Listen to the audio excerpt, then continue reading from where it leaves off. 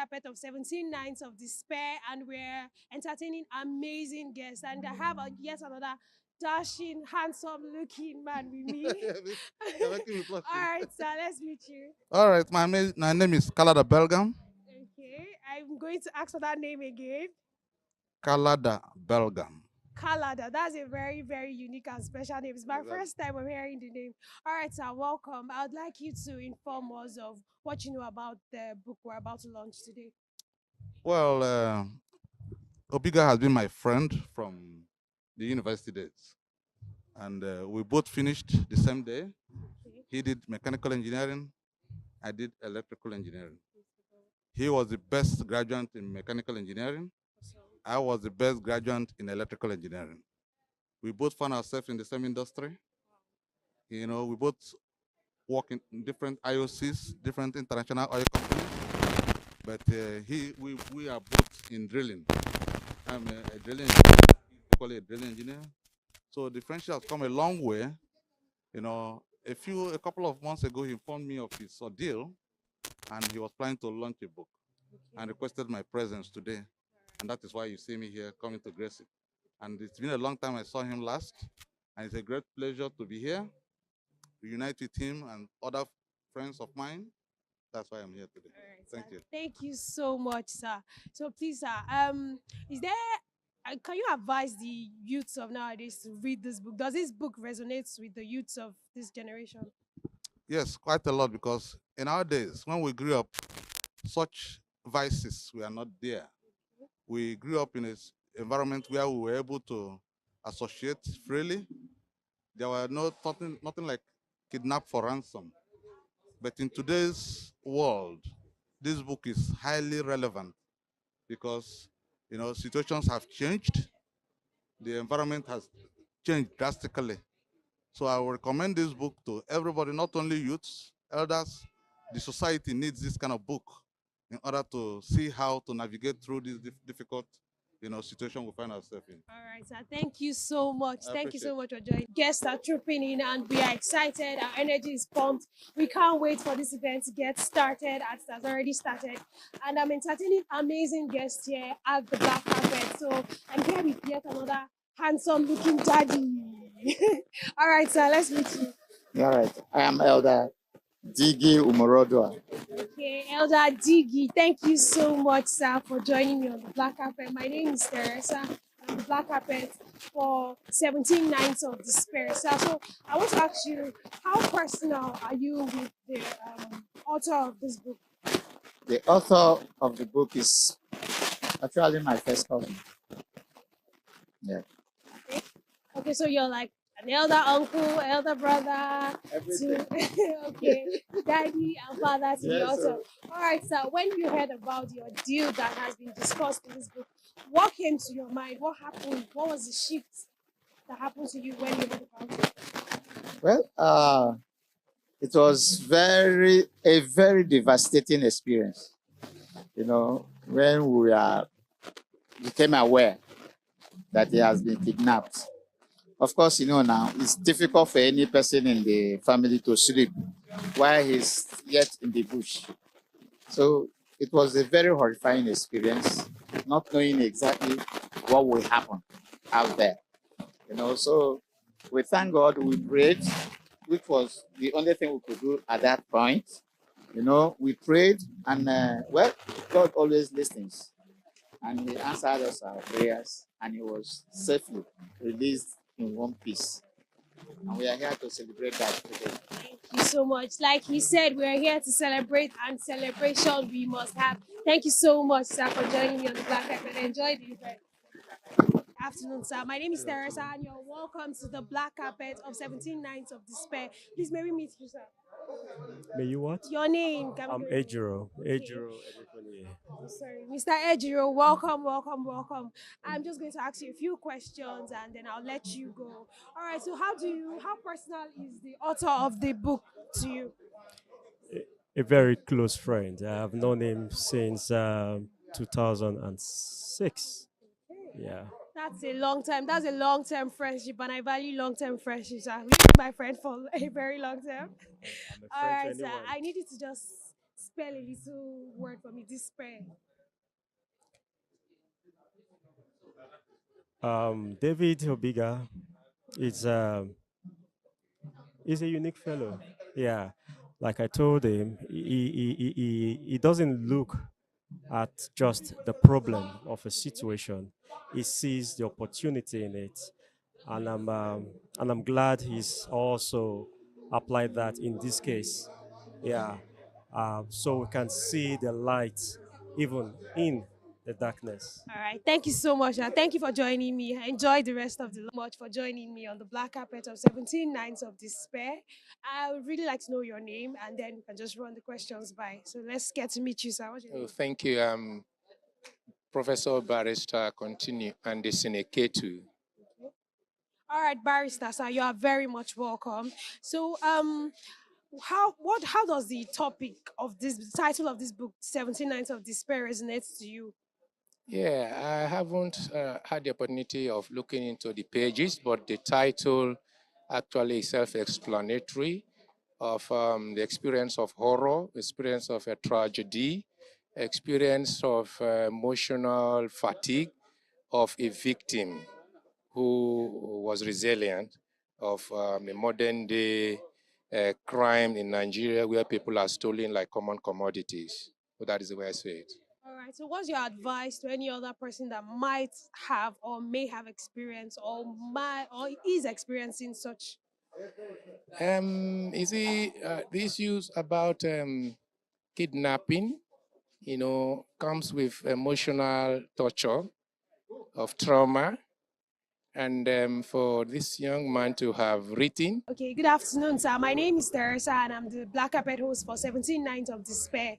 So I'd really like to get to meet such lovely and amazing couple. Let's meet you, ma.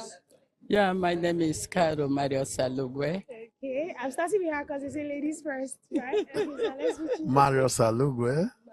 All right, sir. Can we just move a little? I think the lights they're blocking. All right.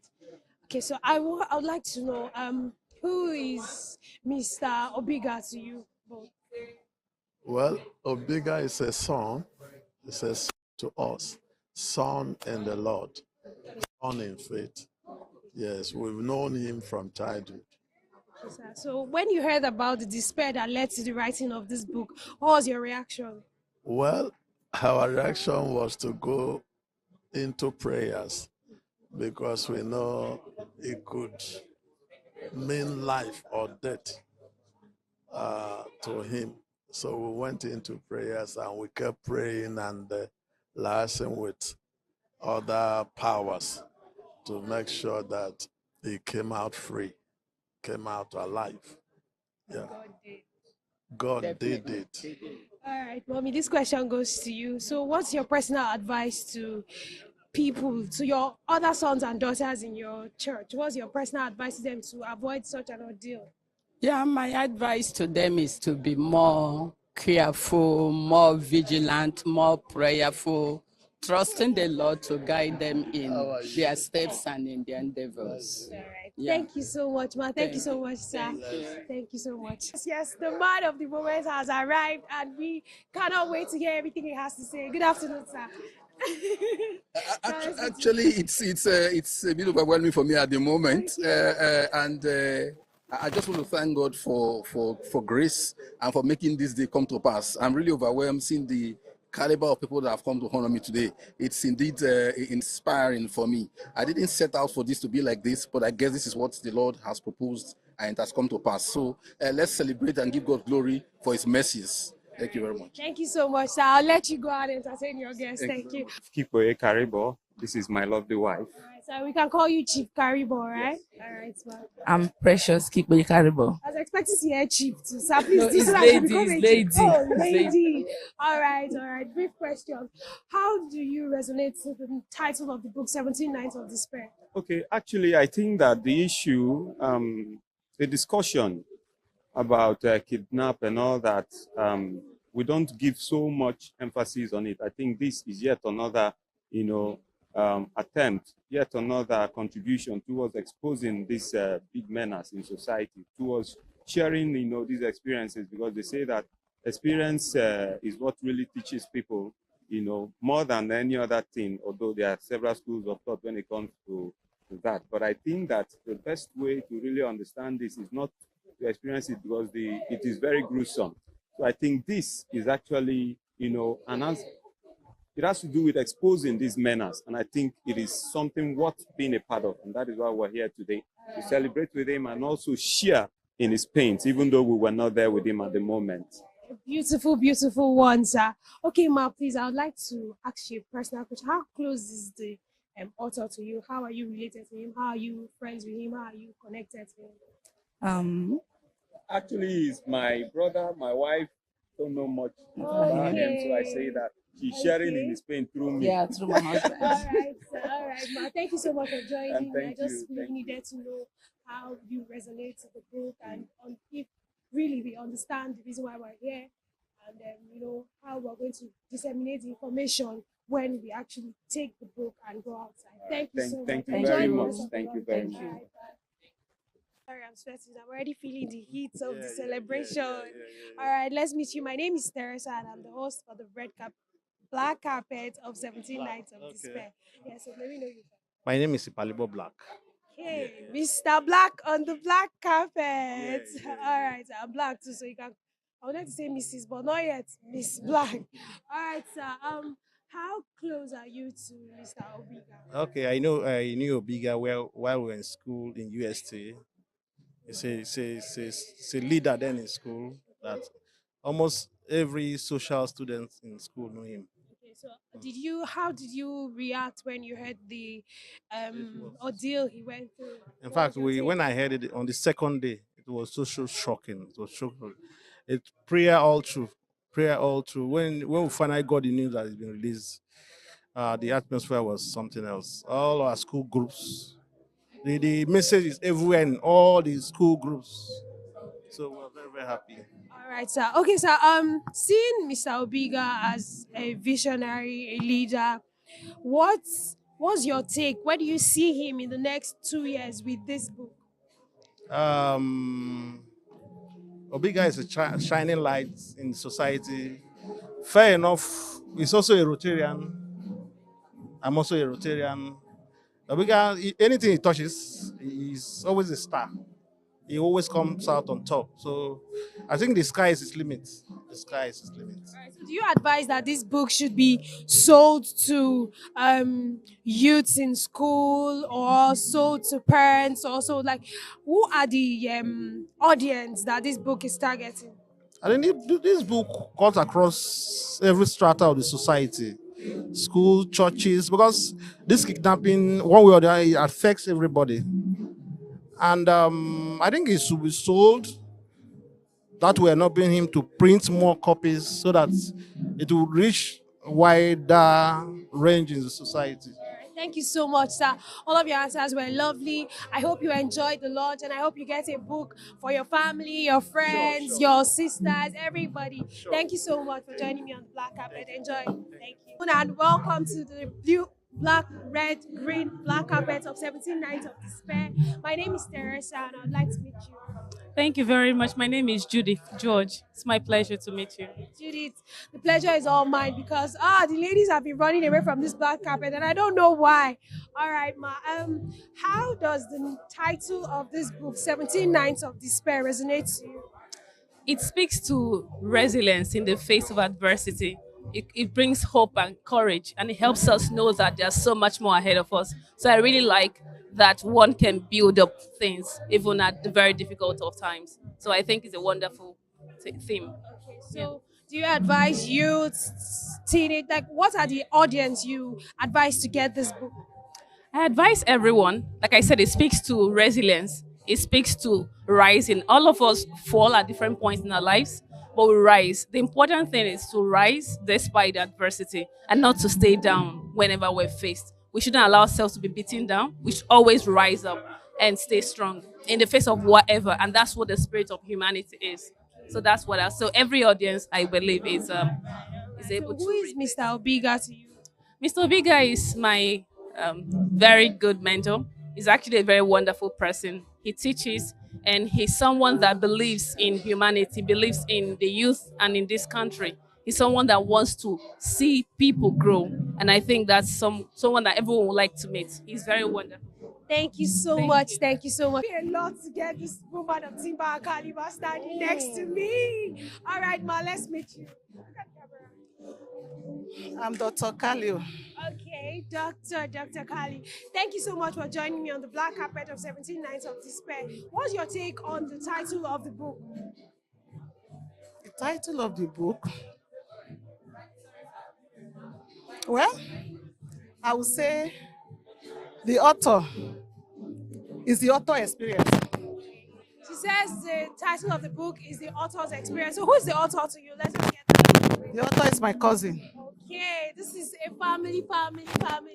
Okay, ma, thank you so much for joining me. I'll let you go. You look so amazing. Thank you. Good afternoon, sir. Good afternoon, ma. My name is Teresa, and I'm the Black Carpet host for 17 Nights of Despair. And I would really like to meet this beautiful couple in black. You are inspiring me. Thank you. Amazing. Thank you. Thank you. I'm Victor Makri. Okay, Mr. And this is my wife.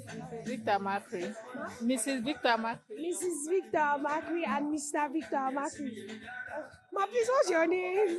My name is Songo Victor Macri. Okay, I'll leave with that. All right, sir. I would like to ask you, how close are you to the author of this book? Okay, Obiga. We call him The Rock. He's a very good friend of mine, right from university days. We've come a long way. Sometime, I can't remember the year, his cousin called me that he was kidnapped. So we were all praying. For 17 days, he was held in captivity. But the glory of God was later released. So you're happy right now that we're celebrating the life of Mr. Obiga and his experience that he's willing to share. So I want to ask you, how does the title of the book resonate to you personally? Have you had any situation where you can now connect it to the experience he has had? I don't wish to imagine that anyway. For someone to be in captivity, our worst enemy. So I don't want to even think about that. Thank God that is out of it. Okay, so what's your advice to people that have experienced this and are out of it and are going through trauma? What's your advice to them? Is to come out of it. You can't kill yourself.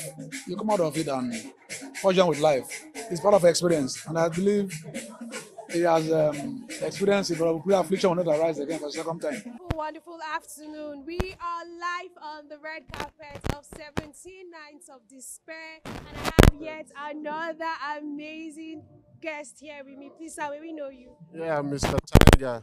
Okay, Mr. Tiger, please don't eat me. Are you the tiger that eats? All right, Mr. Tiger, please, how do you know the author of this book? We are colleagues who worked together for a while. Okay, so as your colleague, what can you say about the author? Oh, he's a very fantastic guy, you know. Since I've been saying the author, what's the name of the author? David Obiga, of course. Okay, so he knows why he's here and he knows who he's here for. Thank you so much for joining us on the black carpet, red carpet, blue carpet. Right, yet another dashing looking guest here at the book launch of 17 Nights of Despair. Good afternoon, sir. Good My afternoon. name is Teresa and I'm the host for the black carpet. May we meet you, sir? My name is Emmanuel Otame. All right, Mr. Emmanuel, you're very much welcome. How's the weather from your own end? Oh, cool. Nice. Okay, so today the weather has favored us and it means that this book launch is for a good cause. So, sir, what do you know about the book 17 Nights of Despair? The few things I know about the book is telling us about how Obiga was kidnapped, the process involved, and how he was rescued. Okay, so, sir, who is Obiga to you? Obiga is my co-in-law. He's married to my wife's younger sister. Okay, so you are the family. And yes, we're getting the information from the right source. Yeah. All right, so I'll let you go and enjoy the event. And I hope you get the book for me and some other people too.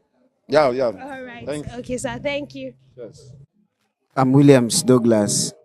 Okay, this is Mr. Williams, and yes, he's here to celebrate life. I would always say we are celebrating life and life in abundance. So, Mr. Williams, what brought you to 17 Nights of Terror? What brought you here?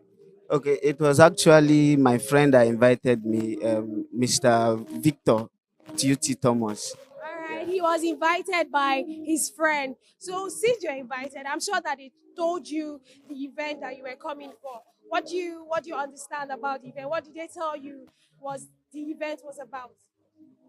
He just told me that it was about, I think, how the boss was kidnapped, and then he had to put up something concerning security measures and the rest. I think so, yeah. All right. Okay, sir. Thank you so much for joining. At least you have an insight. So we're going to see you inside. I hope you enjoy Yeah. the event.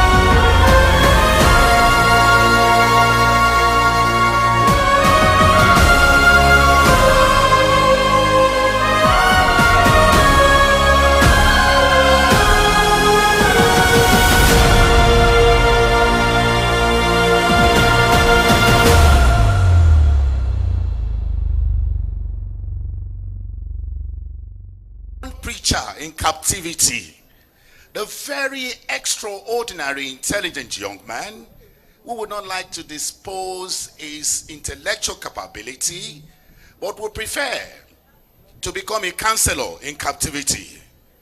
Your Excellencies, distinguished ladies and gentlemen, very highly esteemed personalities, royal fathers, we are here to celebrate our brother, our very own David Obiga. And I want to let's put our hands together for David. You know, I have so much to say. And it's going to be a very fun, lovely moment this afternoon. I have so much to say. And I know a lot of us have so much to say. You know, I'm looking forward to something, David. You tell us how then they call you the Rock. And there's a guy I'm waiting to see. Is it Cyprus? The number one guy that decided, is he here today? He loves, but we get to meet all of them.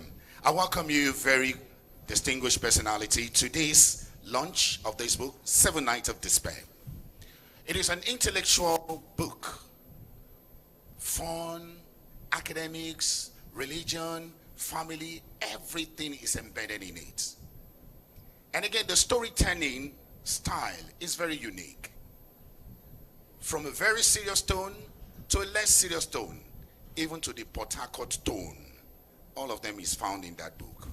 And I welcome you, very distinguished personalities. I'll be recognizing some very special and eminent personalities with us this evening. But just before then, may I crave your indulgence that we rise on our feet as we take the opening prayer, and permit me to welcome for the opening prayer, Mr. Bernard Olike, to lead us in the opening prayer. I got that right? We thank you because it is your wish that we gather here today. We have not gathered to mourn Engineer David Obiga. This gathering would have been to put him to Mother Earth some months ago. But today, Lord, because you rose up to rescue him from the hands of hoodlums, we have gathered to give you praise, to thank you for this honor you've done to us and you've done to him. We appreciate you today, Lord. Even as we have gathered, Lord, to hear the story behind these 17 nights, we commit it into your hands. We ask, oh God, that you will come take charge, that you will speak to our hearts this evening. It shouldn't just be a social gathering. It should be a time to reflect on our individual lives. And at the end of the day, Lord, many of us will draw closer to you. In the name of Jesus, use this occasion, Lord, to raise your name, to bless your name, to draw men and women unto yourself. To you, Lord, in Jesus' name we have prayed. And thank you profoundly, Mr. Bernard Oluka. Thank you so much. Please, you may have your seats. Very highly esteemed personalities, distinguished ladies and gentlemen. My name is Shegun Owolabi, and I'll be the anchor celebrating our brother, Obiga David, the original Igonicon man, and the amateur wrestling champion. We'll be celebrating him today, and I was looking at 7 Nights of Despair. Permit me to recognize some very distinguished personalities in our midst. It is a great honor to recognize His Majesty King Kale O.M. Opunge JP, the Oda Abua Kingdom of Great Abua, the Chairman Abua Odua Council of Traditional Rulers. Please, shall we put our hands together to recognize His Majesty? Your Majesty, you're welcome, sir. Thank you so much for honoring one of your own. And on the entourage of His Majesty, we have His Royal Highness Odeo N.W. Okoni II, the clan head and Uwema Otapa community. You're welcome, sir. Thank you so very much. Please, let's appreciate him. I also like to recognize Chief Edwin Ikata, the Uwema paramount ruler of Okobo community, Chairman Abua Council of Chiefs and Elders. You're most welcome, sir. Thank you so very much, sir. It is also my great honor to recognize and welcome Chief Fubara Edum, Uwema Paramount Ruler, Omokwa community. You're most welcome, sir. Thank you so very much. And also, I'd like to recognize the secretary of the community, Reverend Canon Lugard Akiri. Reverend Canon, you're welcome, sir, and thank you so very much.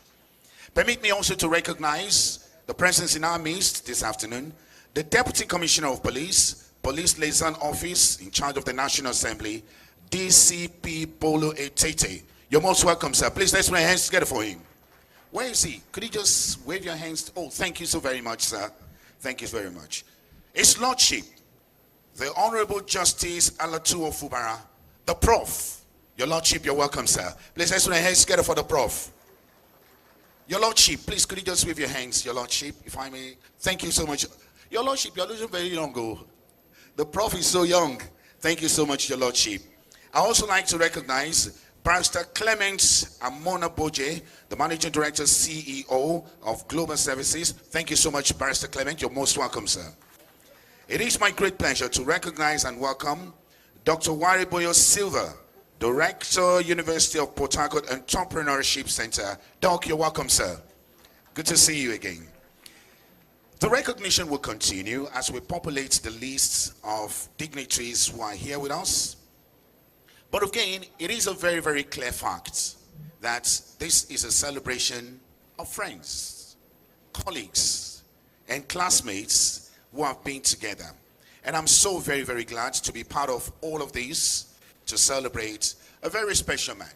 You know, the story of the book, 17 Nights of Despair, and it's one story that everyone should read. I find it very interesting. By the way, where is the forward writer? Dr. Sibe, I hope he was going to be here. Show and Pepe. At one point, the worry baby was telling kidnapper, what did they do in herself? And I don't know. Jesus is Lord. At this point, distinguished personalities, ladies and gentlemen, we'll be taking some goodwill messages. And I gather that we have goodwill messages already recorded from those in diaspora. We'll be taking those goodwill messages and also we'll be calling on some of the friends who are here to share their goodwill messages. But again, as we take those goodwill messages, please permit me.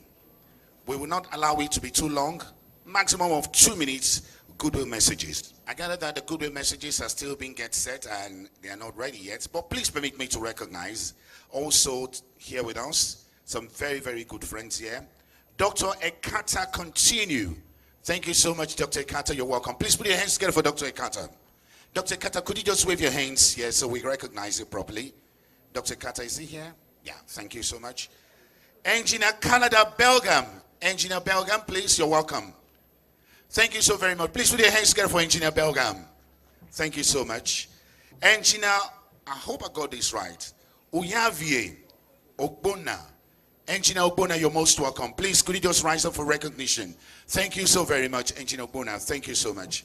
Permit me to also recognize Engineer Tamunokuro Ibaniye. Engineer Tamunokuro Ibaniye, thank you so much. You're most welcome. And I'm citing the party governorship candidates in the last governorship election. Please, I'd like for us to put our hands together as we recognize Madam Beatrice Itubo. Please, you're most welcome. Please, let's put our hands together. And she's a foremost labor leader in Nigeria, a very vocal one. David, I see what you're doing. You are bringing fearless people together. You have said that we know the fear. For you to bring Madam Itubo here, you know the fear. Please, let's welcome her again. Please, let's welcome her again. Madam Beatrice Itubo, governorship candidate, Labour Party in the last governorship election. Also permit me to also welcome Engineer Isaiah Edwin. Engineer Isaiah Edwin, you're most welcome. Please put your hands together for Engineer Isaiah Edwin. Thank you so very much. Again, we recognize every one of you. But you see, the story of the Niger Delta region is a very unique one. And it is a story captured vividly in this book. When you read through the book, from a story as a child in Abuaudua, precisely in Igonikom community, how it developed the boldness to challenge the champion in a wrestling match. And there was an attempt to do another thing, but thank God for it. Was it your cousin? Your cousin that stepped in and saved you. That was a very good one. And also, the story about the family. It also tells us the essential of the family. And as parents, why we need to pay attention to the family. You know, one of the touching parts in that story was when one of the kidnappers said, "My parents don't even know I'm doing this dirty job." It touched me. You know, one of the kidnappers said, "My parents were thinking I am still that innocent boy." As a parent, I said to myself, wow, wow. And again, this is for all of us that are parents. How much do you know your children? It's there in the book. We'll talk about it later on. Once again, you permit me to also recognize Reverend Dr. and Reverend Mrs. Marius Alugwe, the senior pastor, CPM Stadium Road. Please, you're most welcome. You're highly distinguished. You're highly esteemed. You're welcome, sir. Thank you so very much. Can I get a confirmation that we're ready to stream the goodwill messages, please? Otherwise, we could take goodwill messages from those right here. And if I have a confirmation that we could go ahead and do that, I will gladly go straight to that. Can I have a confirmation that we're ready for the goodwill messages? Please. May I have that confirmation? However, if we have the following people here, I would like for them to come up with their goodwill messages. Engineer Mbasi Tombra. Do we have Engineer Mbasi Tombra here, please? Engineer Tombra, please. Is he here? Okay. Do we have Engineer Salawu Babatunde here? Engineer Salawu Babatunde, please. Can I have a confirmation on that? All right. I've just been told they're not ready. Now, quickly, I'm going to welcome the chairman to take the keynote speech. And again,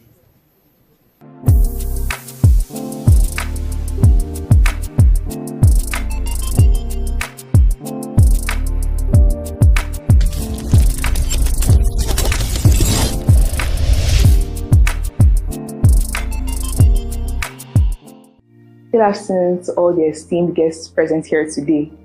My name is Daniela Obiga, daughter of the book author, Engineer David Obiga. I am unavoidably absent today because I will be representing Africa in the World Economics Cup competition. When I was first informed about this incident, I was devastated and terrified, especially for my dad. My family and I even had to vacate our old house because my mom was just so overwhelmed by all the excessive visits from family and friends who had good intentions. We didn't go out for a long while. It was just from school and back, no parties, no events, no church. I was even worried for my mom because I knew she would be able to share her burden or her sorrow with us since we were just little kids at the time. I spent many nights crying because I knew that there was a possibility of me being rendered fatherless at any point in time. At the time, I was also at the peak of my exams in JSS3 and I struggled, but I still managed to pull through thanks to the grace of the God Almighty. I ended up getting an award, which I promised to keep until my dad finally returned. When the news that my dad had finally been released came out from my mom, I was ecstatic. I could literally jump up and down from the roof. I was just so happy. So my mom took my family and I to the hospital where my dad went to get a checkup, and I gave him the longest hug of my life and presented the award to him. I want to use this opportunity to thank all of you for being here, for attending this event, for taking out time from your busy schedules to support my dad's cause. And I want to thank all of the people who supported us through those trying times. This book, 17 Nights of Despair, was an insightful read. It made me laugh, it made me cry. But the most important part of this book I want you all to take away is the spirit of political activism. I want you all to get involved in our country's society. A wise man once said, "The journey of 1,000 miles begins with a step." We have to begin taking these steps to take Nigeria to where we want it to be. It's not enough to just constructively criticize the government, but to actually learn to follow the rules and regulations like true citizens, like not taking one way, being part of the voting process in elections, and even joining useful organizations such as the Rotary.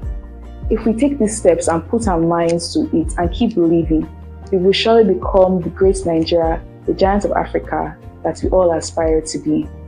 Thank you, distinguished ladies and gentlemen, for listening.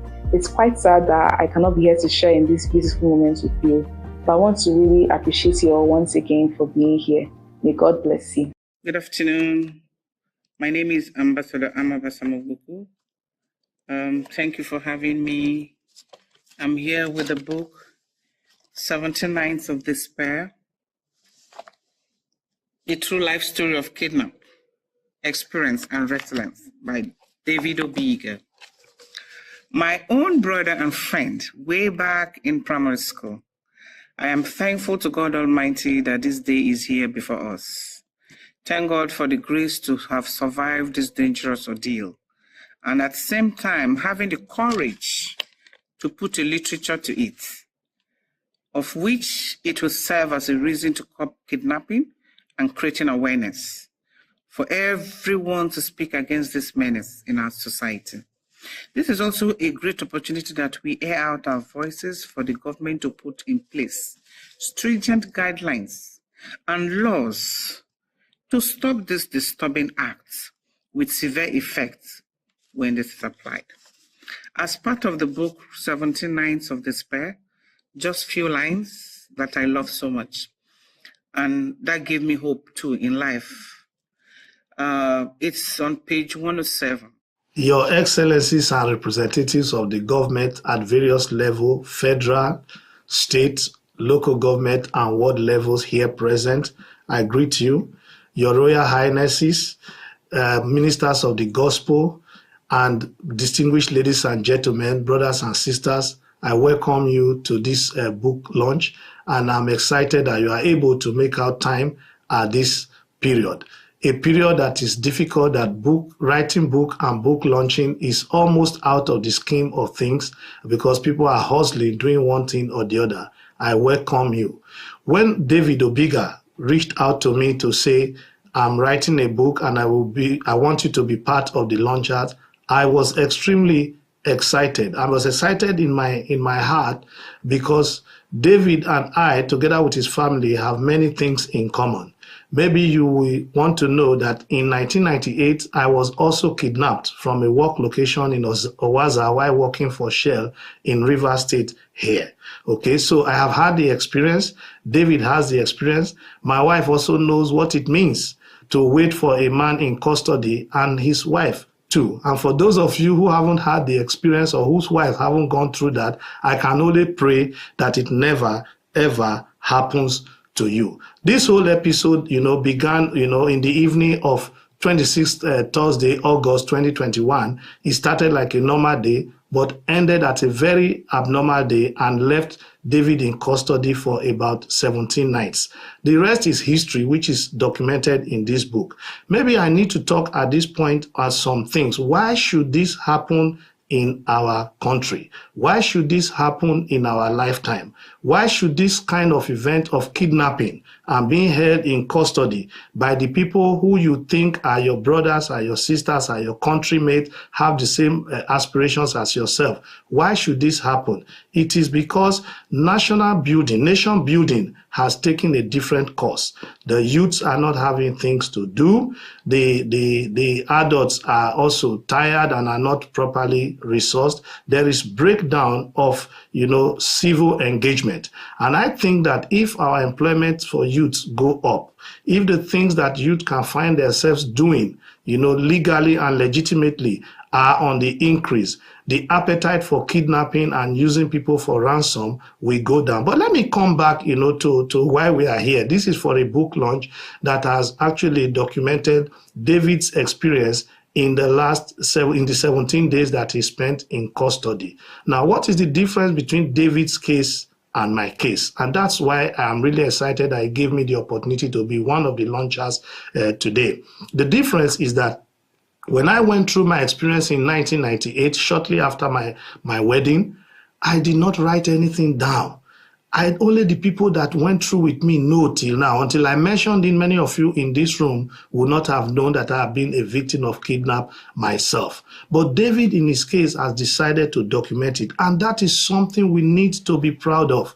Now, when you write a book, you don't only speak about the generations that are now, you also speak to the generations that are to come. You document your visions, you document your experiences, and the Bible says that if you have a vision, write it down. Those who see it, they will run with it. Now, you also have the opportunity to document what you think would have helped others to get out of that situation. Like in the case of David, it is very clear that if we have a proper youth empowerment situation, if we have proper engagement of the youth, if we have, our fabric as a nation properly sewn together with the things that keep people busy on useful things, it would not have happened. So writing the book, he is actually saying that when I die, I'm still alive. When I die, what I've gone through is available. When I die, what I've gone through is known to all. And what it should have been is also known. So writing a book is not only to make money,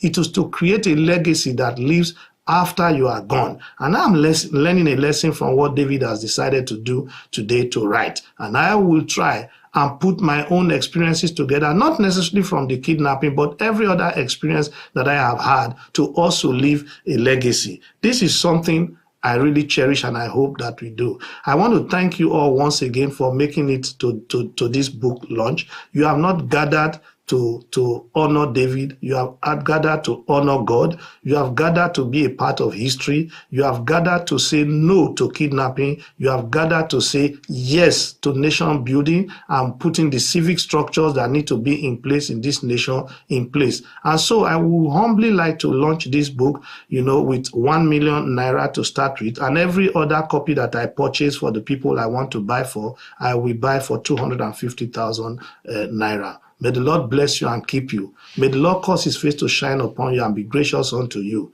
now and forevermore. God bless you. It's a pity I could not be there physically. I've explained to David and his wife the personal circumstance that made it impossible for me to be there. And I'm glad that technology has also made it possible for me to come into the arena where this book is launched. God bless you. My name is Matthias, Dr. Matthias, and Pastor Akideno. God bless you.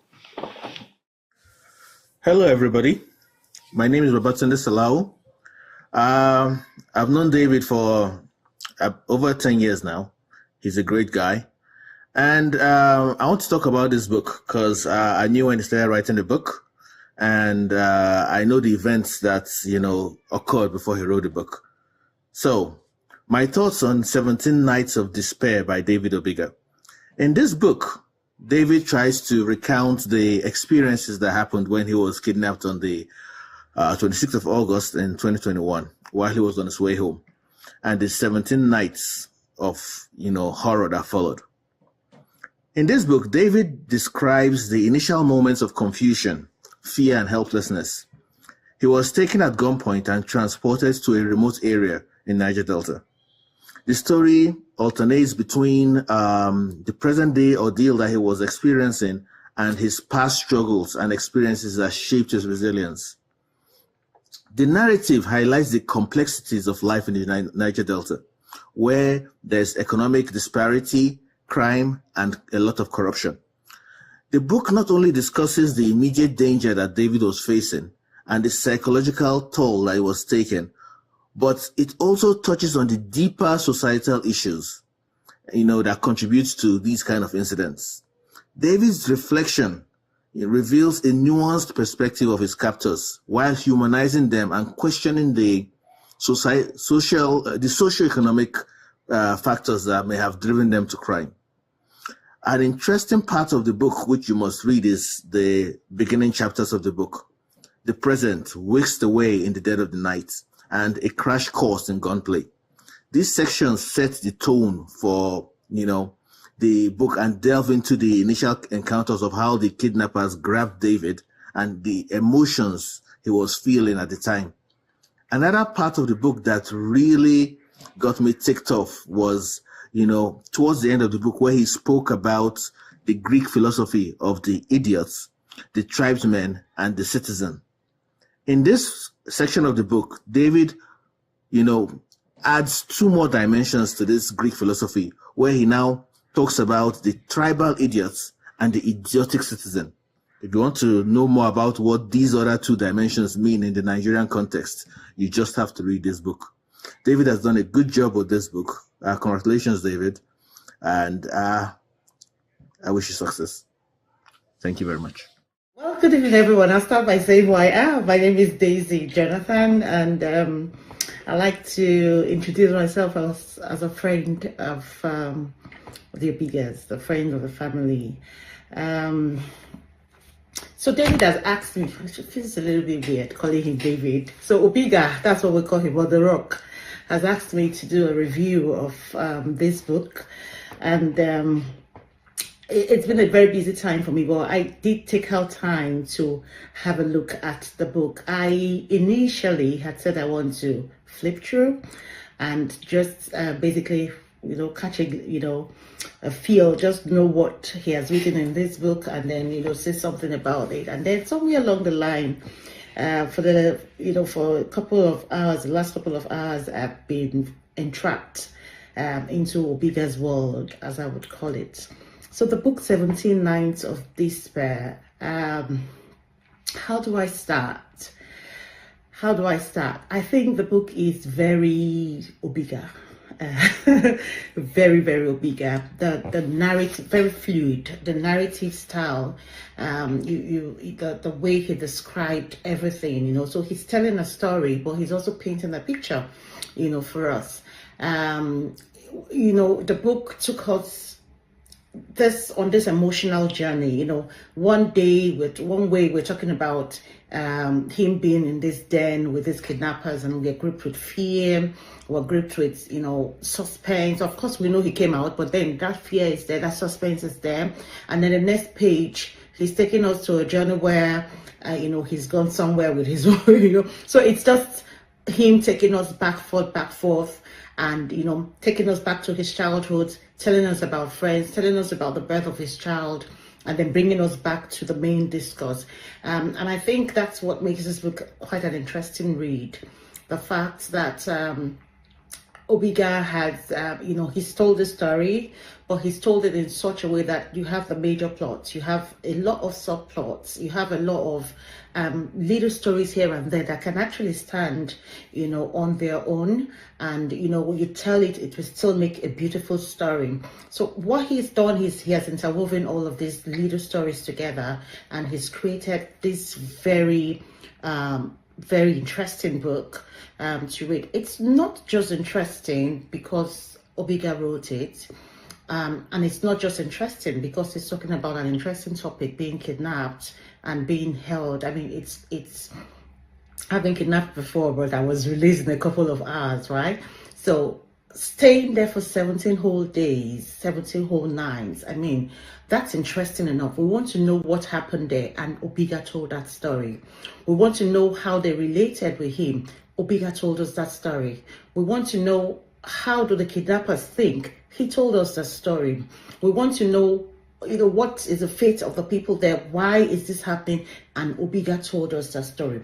But while telling that story, what he's done is he's also shown us the greatness of God. He's also showed us what unwavering faith, can look like, what that hope, that holding on to that hope. And I do remember because, my husband was actively involved in the whole, ransom story, and, when he was trying to put the ransom together. And I do understand what Obiga has tried to do here. What he has tried to put together here is that whole emotions that we all went through, during that period. He has put them in the pages of, one book. Now, this book, certain things stood out for me, and I would say it straight up. Yes, the story of grace, because what we see is that it wasn't about the ransom that was paid, and he let us know that each point of the way, his strength was not because he was a strong man. The fact that the ransom was paid did not also guarantee his release. So what he showed us was the grace of God. What he showed us in that book is unwavering faith. he showed us strength, you know. So when we're looking at the themes, the sub-themes in the book, we can really bring out quite a lot. So we can say, oh yes, we have unwavering faith. Oh yes, we have strength, you know, in the midst of the vicissitudes of life. You can talk about, you know, how one can have hope even in the midst of despair. But one thing that's too strong for me was the strength of a woman. And forgive me if I say this, but you know, the page where he very aptly described how his wife, you know, stood up. You know, that chapter for me stood out. It was the sum total of the whole book, and not because Ng is my friend, and not because, you know, I know how strong she is, but because what it told us was, what that chapter gave to us was a glimpse into who Obiga himself is. You know, he was talking about his wife, and he was talking about his wife standing up, you know, and saying, enough, you know, you have to release my wife, my husband, you have to give me back my dairy, you have to, you know. He was saying that, but what I saw and what I got as a reader from that chapter is Obiga telling us who he is, a man who has built a woman that is able to stand up to anybody, anytime, even in his absence. And that is a lot. It tells a lot about who the man Obiga is. He hasn't subdued the woman. He hasn't taken a voice from her. He hasn't picked an intelligent woman, you know. I mean, he took us through the whole story of, and you know, all of that is so sweet, you know, telling us how he met his wife. He gives us a little glimpse into that. He gives us a little glimpse into their life together, doing the MBA together and all of that. He gives us all of that. But while he's talking about his wife, he actually is telling us about himself, the kind of person he is. You know, one who builds, one who allows someone to be who she is, you know, and be empowered. And what we saw is the voice of an empowered woman. Hello, everybody. My name is Oyin Tombra Mbazi. I will be standing on all existing protocols. The Rock, when you called me and mentioned that you want me to be a co-launcher of this book, I was so happy, and I was looking forward to this day. The reason is because that fateful day when you were picked, I was scared. I was really scared. My wife was scared. Everybody was scared. My family. Today, one could just imagine then what you would have passed through, what your wife would have passed through. But today, here you are. Here you are. Who best can tell the story if not for you? That you also even have the courage to even write this book. Man, it's amazing. And what surprised me most is when you came out, the expectation on it's natural that you want to break down. But the rock in you came out. The rock in you came out. You were just firing from all cylinders. You were firing, you were everywhere, doing good. And one would just imagine, where is this inspiration coming from? Should be. I'm expecting, I'm hoping that when I get that book, I will see where the inspiration came out from. And to support you for this project, I will drop the sum of $1 million. Hey, did I just say $1 million? If I hear 1 million naira, I'm a bigger God. God will continue to bless you. God will continue to strengthen you, to continue to be. The nation needs you now. The country is bleeding. We need people like you to continue to do the good work you're doing. God bless you. Bless your family. And have a nice day, bro. Good day, everyone. Opera Prince here. Greatest Ames. I just heard about your book, The Rock, as we always call you, Obiga David. And I could not be prouder. Your accomplishment is truly inspiring. Please accept my warmest congratulations. I look forward to read your book soon. I will use the opportunity to say that your kind work and your inspiration when we were in school has made a lot of us know that hard work pays, and the support and the how you want to make sure you carry all our classmates along Make sure you take us to class. Oh, Prince, you push your guide, do this, read this, and the support you've given to the department, both the upcoming student that was coming, we're looking up to you. Like we always call you the rock. You have inspired us. I pray God to continue to give you the wisdom and continue to bless you as you move forward, and make sure you continue to say those things you always say, that you will be lecturing in mechanical engineering department soon. So I'm looking forward to hear that. God bless you. God bless your family. It's a privilege for me to be among the people you choose to make this video for you. God bless you, The Rock. Thank you. For me, every student who is trying to understand the society should get a copy of the book. Everyone who wants to understand the Niger Delta region, get a copy of the book. You're a Christian, how to stand firm in the face of adversity is right there in the book.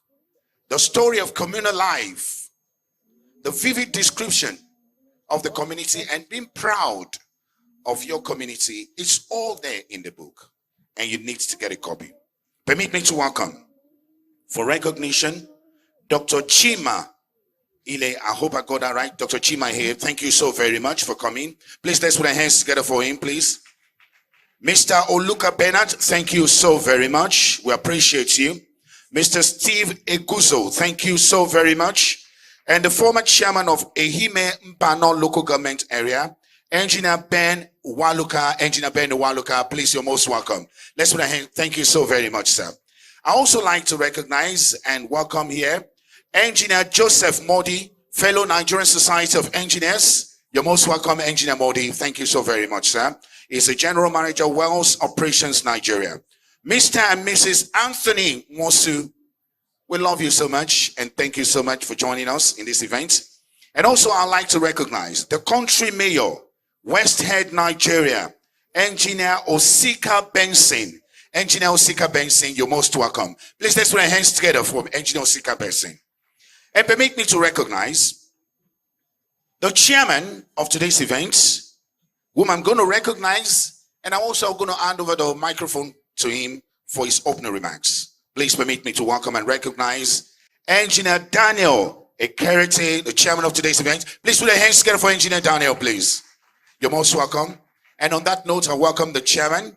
Please, sir, you kindly come forward to give us your opening remarks. Mr. Chairman, sir. Engineer Daniel, thank you so much. You're most welcome, sir. No, you can still hear. It's okay. Thank you, sir.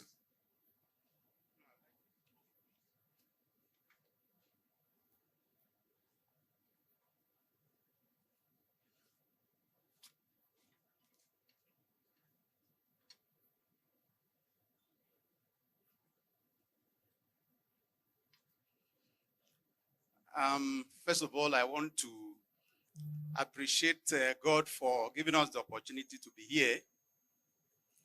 And also want to appreciate the royal fathers that are here to grace this occasion. And we also thank God for the members of the presbytery that have come to make this occasion a success. Ladies and gentlemen, without guessing, you realize that today is one of the most important days for Engineer David Obiga. And we're not just here to hear the story, but we shall go home with a prayer request.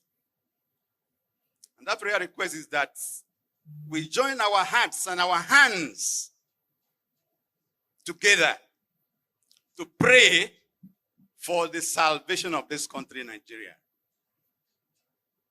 and our youths that have been confused at times because of misgovernance. I want to go straight to the keynote address for this occasion. I'll be speaking on nation building, the moral imperatives of active citizenship and civil engagement as a catalyst for positive change. And I want to start from a portion of the speech of Nelson Mandela. He said, we understand it still that there is no easy road to freedom. We know it well that none of us acting alone can achieve success. We must therefore act together as a united people for national reconciliation, for nation building, for the birth of a new world. Let there be justice for all. Let there be peace for all. Let there be work, bread, water, and salt for all.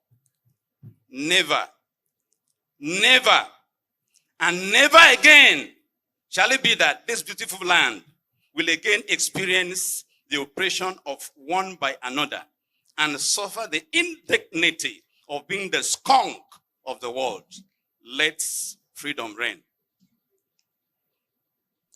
Ladies and gentlemen, a nation is a stable community of people formed by common language, history, ethnicity, acceptable religious diversity, and concurrent cultural belief systems and economic activities.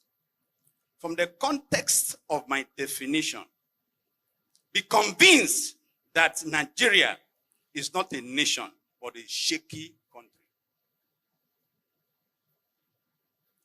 Nigeria was already limping. We are crawling and praying for a radical change.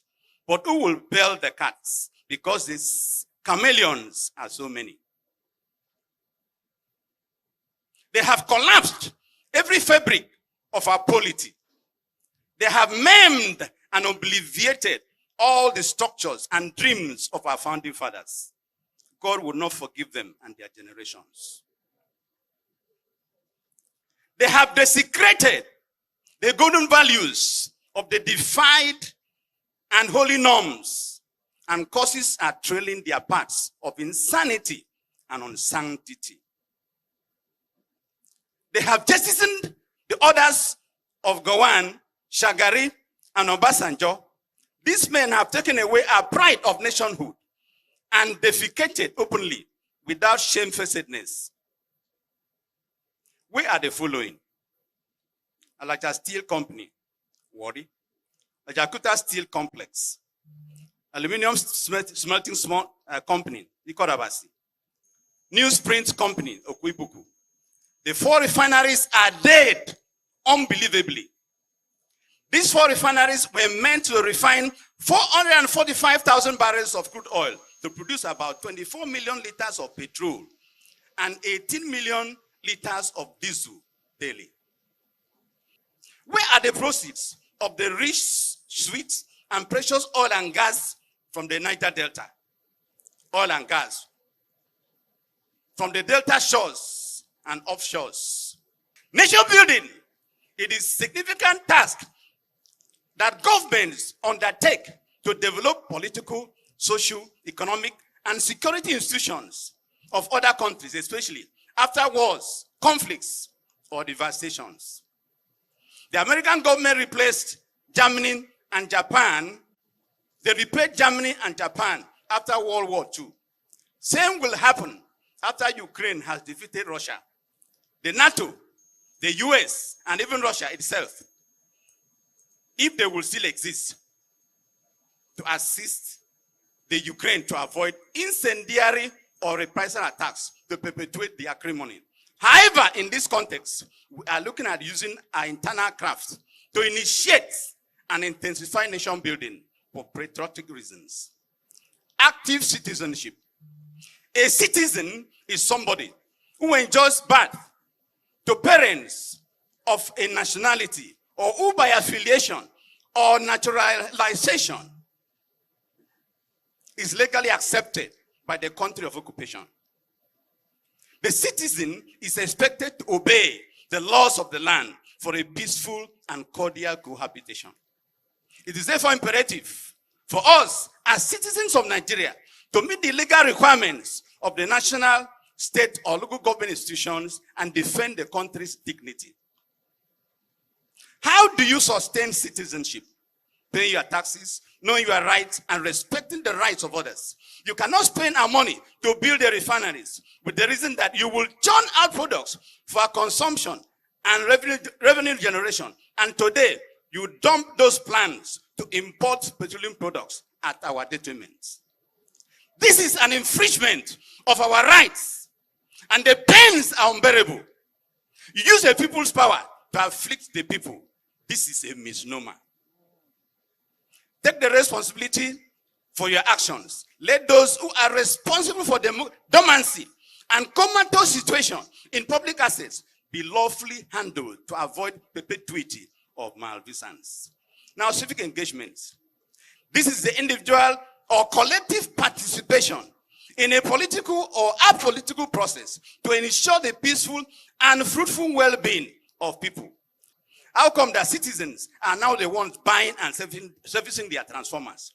How come the private schools attendances are swelling and the owners are headlessly catapulting their fees at the opium of frustrated citizens? Yet, most of these private institutions are owned by the church.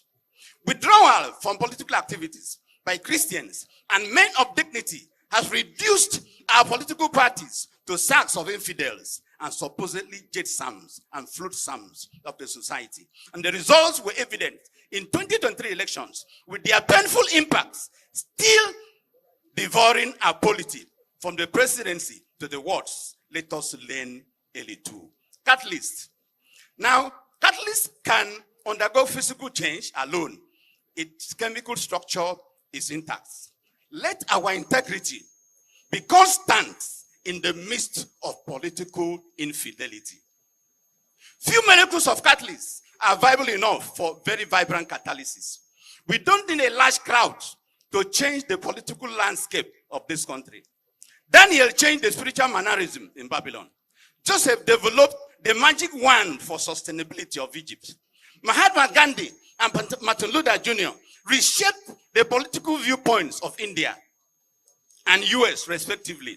Professor Nenna Oti of the VC of Futo and a professor of soil science promoted transparency in the elections. Today, Abia State is celebrating good governance that is anchored on the tripod of integrity, accountability, selflessness.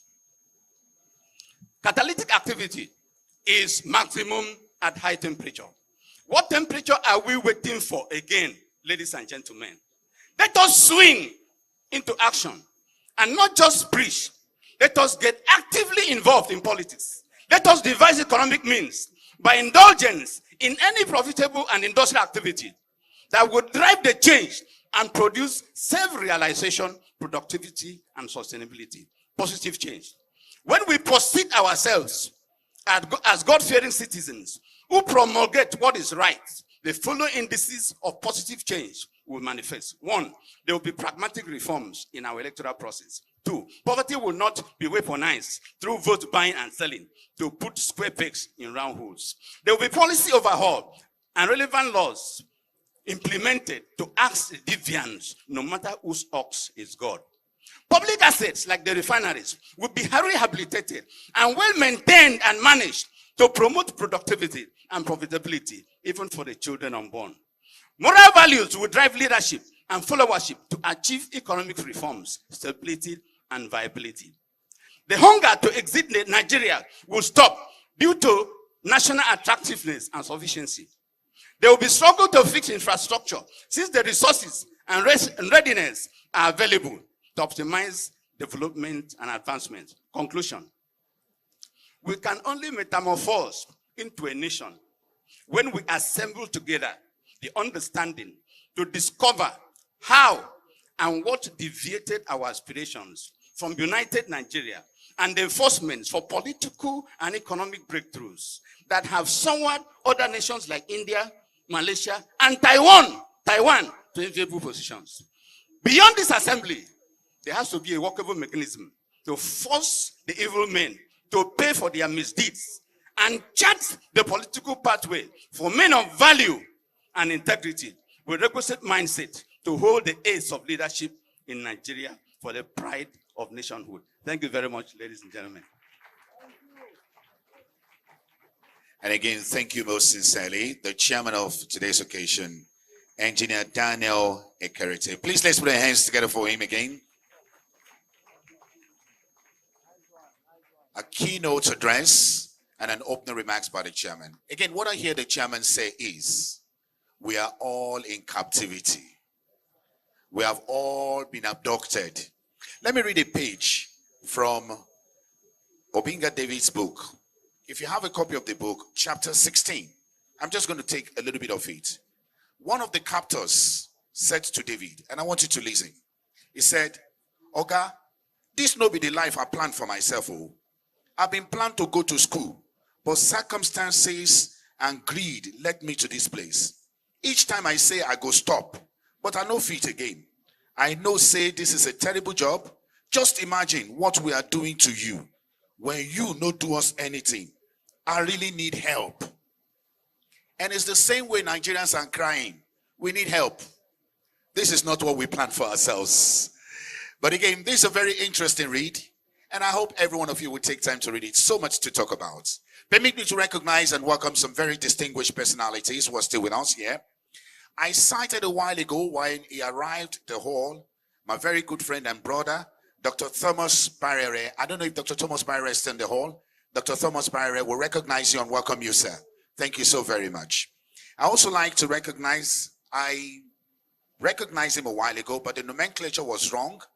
He is Professor Eketu Continue. Professor Eketu Continue, you're most welcome. Thank you so very much, sir. Thank you so much. And also like to recognize Engineer Didi Micah. Engineer Didi Micah, you're most welcome. Please let's put our hands together for all of them.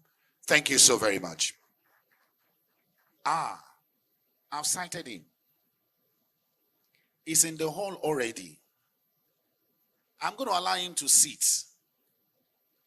But he's the one who wrote the foreword to the book. You can't miss him. There's a lot of features that will not allow you to miss him. Apart from the fact that he's a genius when you come to cybersecurity and issues relating to cyberspace and computer technology, he's a fantastic writer. I have a grounds to pick with him. He launched his book some 2 days ago. He didn't invite me, but he didn't know that we are monitoring him. Our searchlight is on you. Distinguished ladies and gentlemen, I want us to welcome Dr. Tom Barisibe, FNSC, fellow Nigerian Society of Engineers, who is the foreword of the book. Please put your hands together for him. A fantastic and very cerebral gentleman from the Niger Delta. One of those we are proud of from this part of the world. Again, congratulations on your numerous award on the international climb. Congratulations. We'll be taking more of the goodwill messages.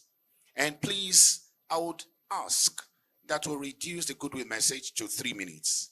Please permit me to welcome Ofebu Miebi for goodwill message. Please, let's put our hands together to welcome Ofebu Miebi.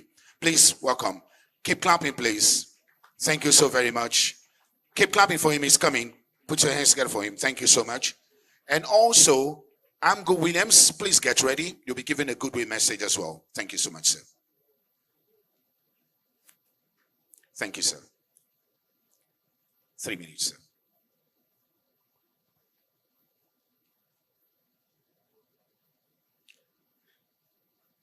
Please permit me to stand on existing protocol.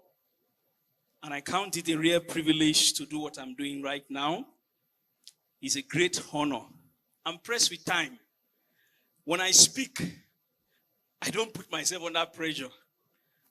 When I have knowledge to communicate, I take my time to do that. Ladies and gentlemen, I want to say that a young man growing up in Nigeria is programmed to go left, courtesy the culture that we practice in this country. And as a keen student of human behavior, I can say without want of contradiction that man is an adaptation machine with a proclivity to toe the path of least resistance. Peter Drucker said, and I quote, "Culture eats strategy for breakfast." Let me explain.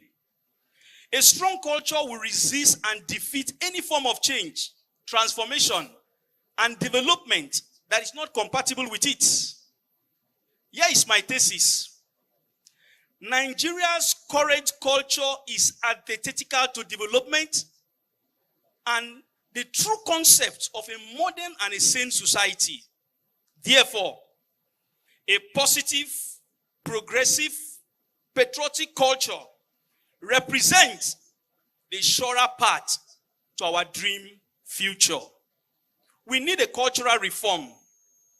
90% of the reason why evil thrive is because it has been formed as a culture, as a way of life, as an ideology in the mind of people.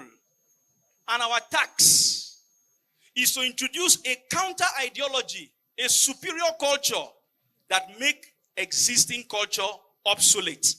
It is time to take personal responsibility. You know, at the heart of Nigeria's struggle are several burning questions that every citizen must ask. Number one, are we as citizens complacent or ignorant of the power that we have as citizens? Why do so many Nigerians today remain passive in the face of national emergency as we currently have? What are we doing to bridge the gap between the rich and the poor, the privileged and the marginalized? How can we foster a more inclusive society where everyone can thrive regardless of his or her background as a citizen? How often do you reflect on our action and decision? And how can we contribute to a better society? In my personal and professional life, do I uphold integrity, resist temptation of bribery, and set a standard for ethical behavior? Or do I compromise when it benefits me? Am I doing my part to ensure that the next generation have access to knowledge, moral guidance, either by supporting educational program, mentoring, or simply providing right example for young people to follow? What am I doing to empower others around me, especially the underprivileged, whether by sharing my knowledge, providing opportunity, or offering helping hand, instead of blaming the system and waiting for outside help? You know, I have some slide I would have showed. I don't know whatever the problem was, but I really need those slides. But let me conclude. I have two challenges for every one of us. The first challenge is to my friend, David Obiga. Is my friend. I am suggesting to you, David, before this audience, a legacy work. I'm proposing an innovation and ideation hub, a crucible for development, an incubation enclave for disruptor. I'm talking about an ecosystem for future leaders, for startup, aspiring entrepreneurs, change agents, innovators, and researchers. A place where we can offer public policy advisory, strategic intervention, and top-notch executive education. I know you can. Let me add a footnote here. Who you become often lie within the vision that you execute. And it's my desire that this launch will give you wings to fly.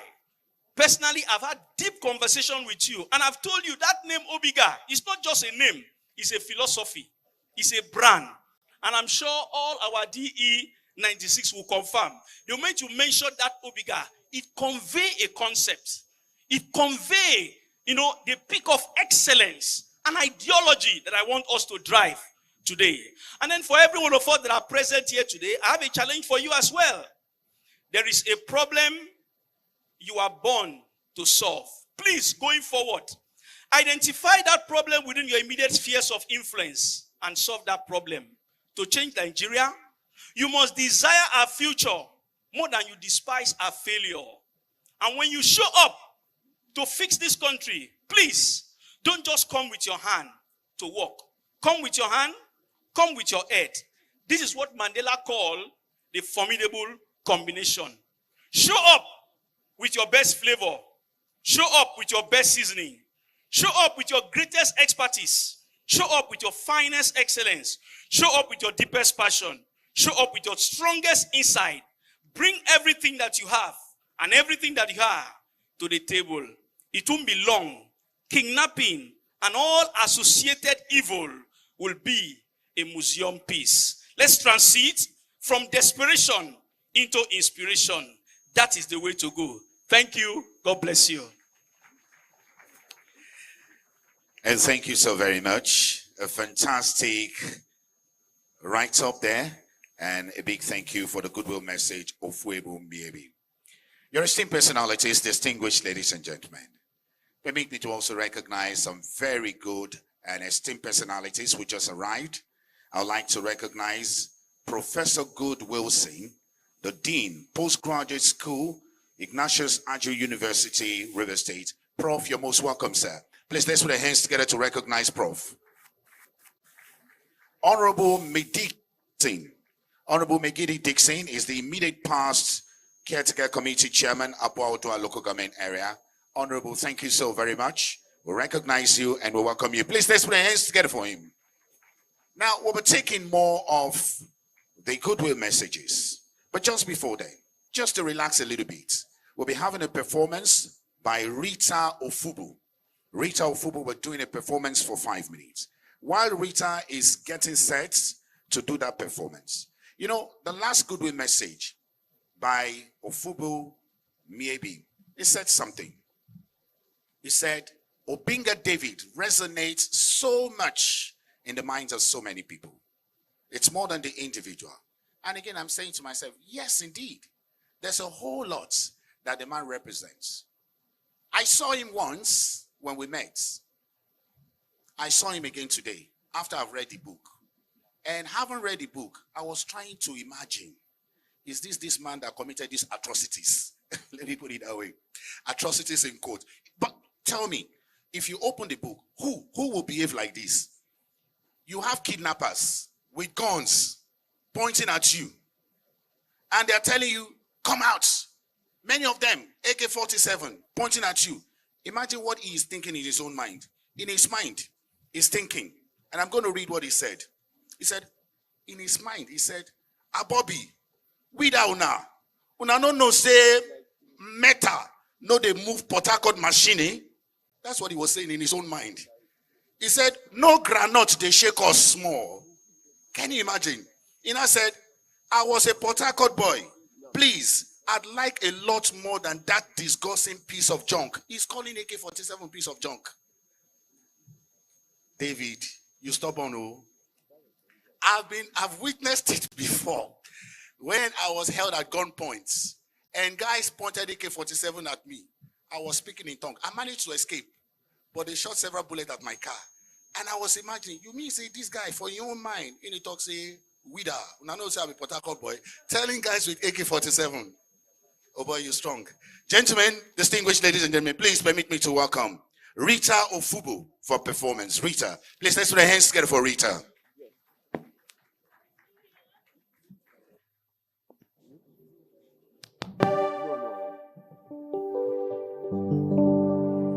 Praise the Lord.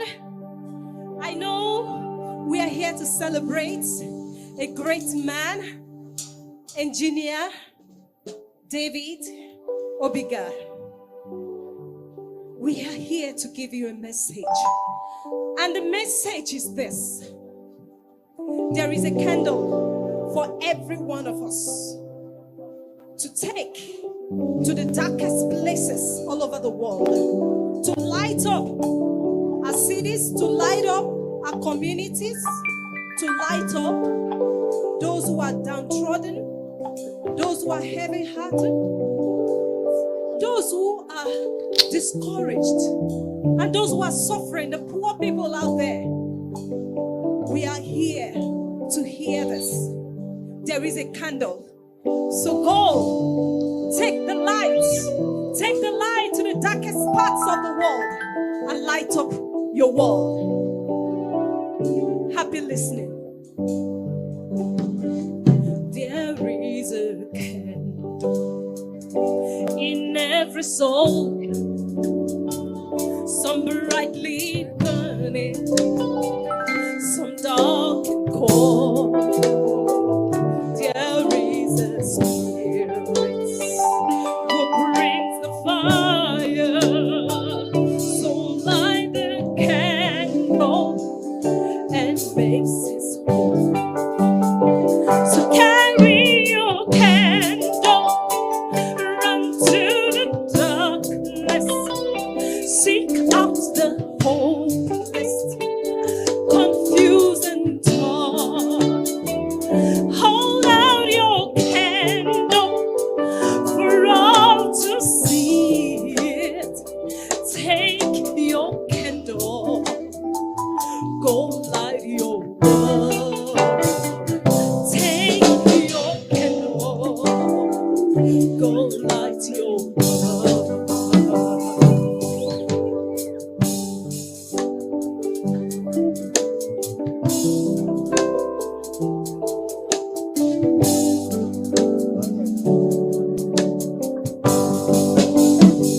Frustrated, see how we try to light his own candle some other way. See how your sister, she's been robbed and lied to. Take your candle and face his home. Carry your candle, run to the darkness, seek out the hopeless, confused and torn. Hold out your candle for all to see it. Take your candle, go light your world. Take your candle, go light your world.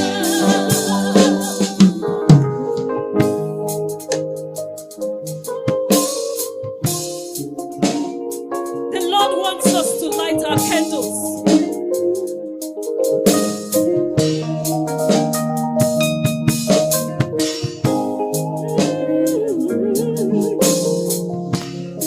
Light your candle.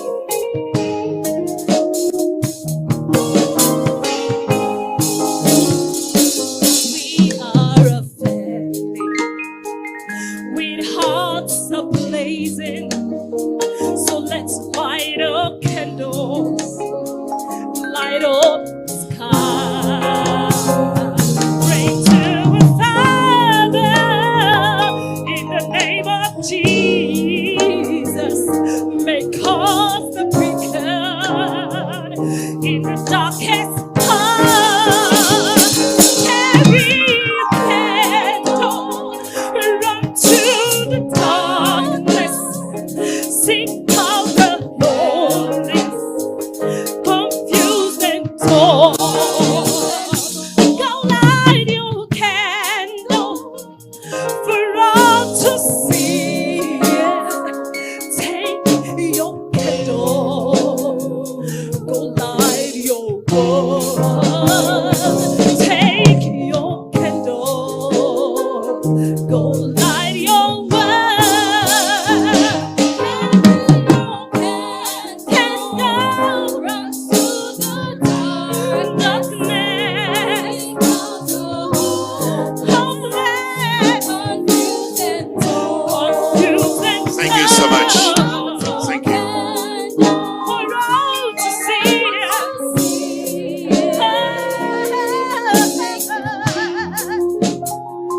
Go light your world. Take your candle. Go light your world. Thank you so much. Please put your hands together to appreciate our place. Hallelujah. Praise God. Thank you so much. Thank you so very much. Your very esteemed personalities, distinguished ladies and gentlemen. We'll be taking two more goodwill messages, but just before then, a couple of other very important personalities and very good friends to be recognized here. Please permit me to recognize and welcome Rotarian and Rotarian Mrs. Chinedu Ikegwani, the District Governor, Rotary District 9141.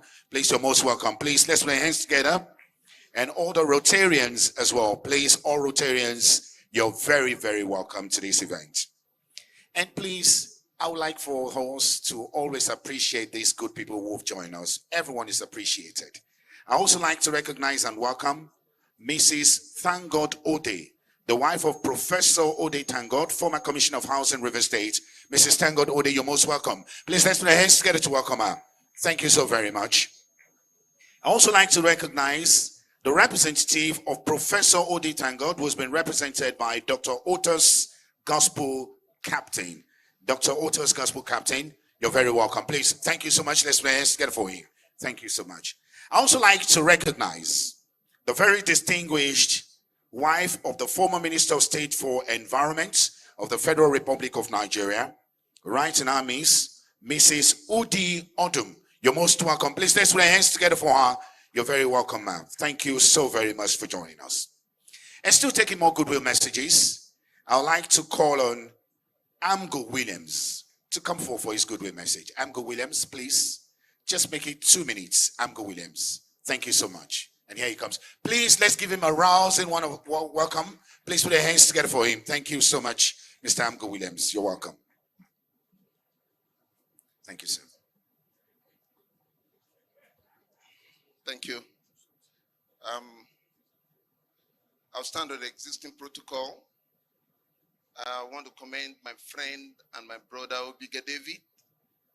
I had the opportunity of seeing the book in advance. I read the book. It's a wonderful book. But Obiga, before I say something, I don't want to be held in contempt.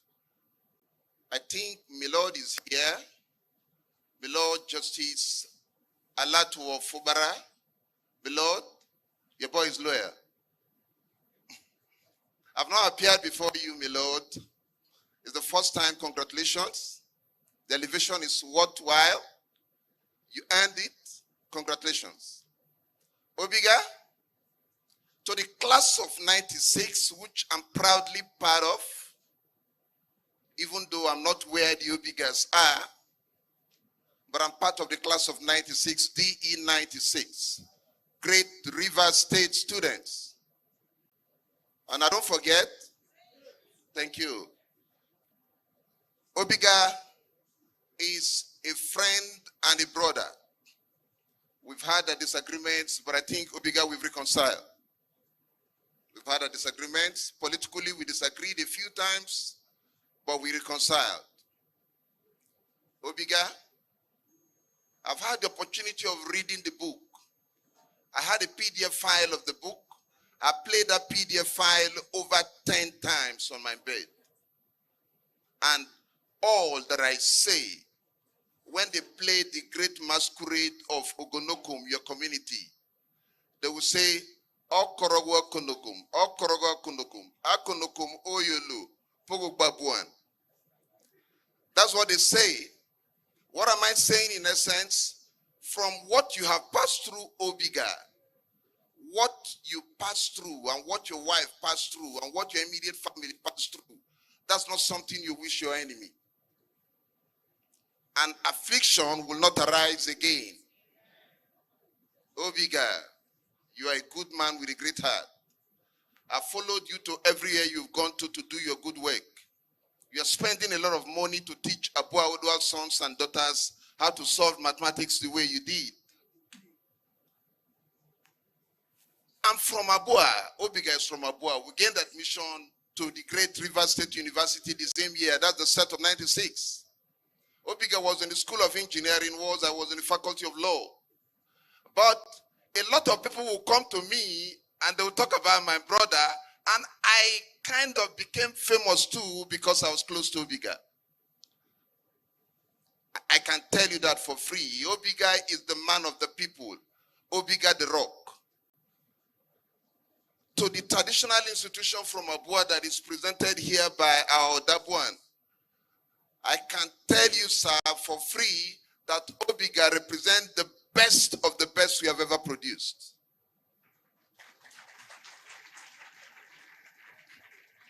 I can tell you that for free. And then when I read the book, Obiga, your idea of storytelling is akin to that of Chino Achebe. And you know, when we were in school, there's this stupid feeling that those of us from the Faculty of Law would think that we are better off in writing. Obiga, I'm humble. Obiga's sense of history and storytelling is akin to that of a local storyteller in Abua. He started with a story of how a young boy who has the fear to get married. But even though his hands were dough clean, he was not sure whether his body was clean. He was making allusion to whether he was doing something behind. And when I read that, I laughed and my wife asked me, this Obiga book is making you go mad. Because the storytelling, Obiga, you know, my grandfather, Arugwe Kuge, was a great wrestler. So when you talked about wrestling, it was something that I could identify with as a local village boy. Obiga, you tried to give me the story of County State School, Milagan. I schooled in a baby Memorial State School in Abua. I schooled in Chese Abua. If there had been a university, I would have schooled in a university in Abua. So, Obiga, when you want to play the Port Harcourt ball, you can do that. But I have the exclusive preserve to play the Abua ball. Because I'm a born local village boy. Obiga, leave the Port Harcourt boy thing. I give you that. I give you your flowers. But I'm a proud son of the soil. Obiga, you are a Port Harcourt branch of the Boa community. Obiga, let me try and win you in something, I beg. At that side, I win you. But Obiga, it's a contradiction in terms. When as raised in Port Harcourt, and then you are attracted to the local drum beats of the Abua traditional wrestling. You're a wonderful man. Obiga, you represent the best Abua has produced. I pray and I hope that from our abandoned secondary schools in Abua, I graduated from Jesus Abua. I was taught by the best of the best. The Omageles, the AKs taught us. Ghanaians taught us. You go to Jesus Abua, the place is dead. Obiga, you go there to teach them mathematics. You know that that place is dead. I hope we can resuscitate that place. If we don't, Obiga, at the time that is coming, a short time, we can no longer go there. This kidnapping that we're experiencing now, this one is supporting. You know, when they want to act film, the introductory aspect of it in the village, we used to call supporting. They're playing the supporting. This one that you witness, what is to come, God forbid, let it not come, will be, this one is a tip of the iceberg. Because, Obiga, I can tell you for free, go home now. All that you hear of is which called are you? Are you in this one? Are you in that one? I went to Jesus Abua those days. We never had anything about cult. It was when I joined you people in the university that I heard about cult. But go to the village today. No, I'm not. My king is here. He knows what I'm talking about. I'm not defaming my ethnic group. It's not just an Abua thing. Obiga, what has happened to you, I pray this one, because it has affected you, affliction will not arise again. But the rate of the number of children that are dropouts, that are not going to school, the rate of political patronage to people who don't want to go to school, at the end of the day, Obiga, God forbid, this is a negative report. If we don't check the trend, Obiga, we are doing a lot in Port Harcourt, but we need to go home. We need to go home. Otherwise, there will be no home to go to. I want to thank everybody. To my friend and the wife that came out. The man that spoke was my roommate in the university. Maybe a Fubu, my roommate in the university. The wife and the daughter, who is in the College of Medicine, Uniport, came and sang. It's a wonderful family. I have my friends from the class of 96. They're here. I have Professor Ketu. My Lord Alatuwa is here. Eminent members of the Obiga community are here. Medigi in a Obiga. And I know more Wevo. Adigi boy, adio maru Obiga buan. Kwabla kana digi ya adio Obiga vinanir. Dialegeri boya buan. Obiga, one of your greatest strengths, Madam Undidi. God bless you. Obiga's greatest strength. Obiga, I read the book to the point where the head of the kidnapping team said that I don't like the way your wife spoke to me. Oh God, and it touched me. I told my wife, I hope, God forbid, it doesn't come to my day. But if it does come to my day, you should be able to stand in for me. It was your strength that sustained your husband. Even when they wanted to play divide and rule, Obiga is smarter than that. Ndidi, you are a blessing to the Boer community. Hey, I'm a local village boy, and for me to praise a woman who is not an Abuan, that means you have exceeded the grades. I'm a local teacher too in the university. And so for me to say this, Undidi, God will continue to bless you. You came and God opened your womb and you gave us 4 beautiful children. Please continue to protect your husband. Your husband's success is because you're there. You've added value. I know that Obiga tried to talk about how you people tease each other. I think you've added more color to Obiga's life. Obiga. So, in all, I want to thank you for the good work. I pray that every Abua son that is going to get a wife at home or abroad should get the kind of Undidi. God bless you all. I think he deserves a better round of applause than that. I'm good with him. Fantastic. Succinctly put. Fantastic. Well said. Thank you so very much for those words. And beautifully put. Really beautifully put. But again, for me, that 96 set, Bros, Williams, the 96 set in, is it engineering? That's your friends. We need to examine all of you. You people, we should bring you out and do a special experiment. Not only are they brilliant, tell me, who will challenge a professor? Professor told you that you failed physics, that you copied, and you're telling professor, give me the exam again. If I don't score like this same. And professor was like, seriously? I'm not sure many students will want to do that. Telling professor to his face that, Prof, give me this exam again. If I don't score this same mark, in fact, fail me throughout. And professor, okay. He went out and not knowing, Prof came with fresh questions and booklet. When Prof read through his answers, Prof was hugging him. Congratulations. Well done. I mean, that shows the intellectual capacity of this man we're talking about. Please, let's put our hands together for him. Thank you so very much. Fantastic. You know, distinguished ladies and gentlemen, we have several very, very esteemed personalities here, and I've just been told that we have with us Rotarian Dr. Jack Omodu, who is Associate Professor of Urology and Medical Director of, I believe I got this right, Colworth Medical Center, Port Harcourt. Prof, you're most welcome. Please, let's put our hands together for Professor Omodu. You're welcome, sir.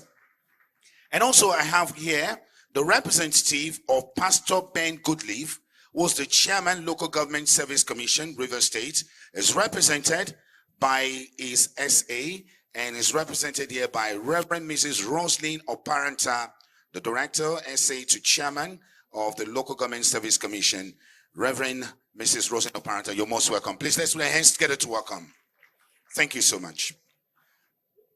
Next, if you've read a copy of this book, which I have done, and I know many of you have read it. In the first few pages of the book, there's something that caught my attention.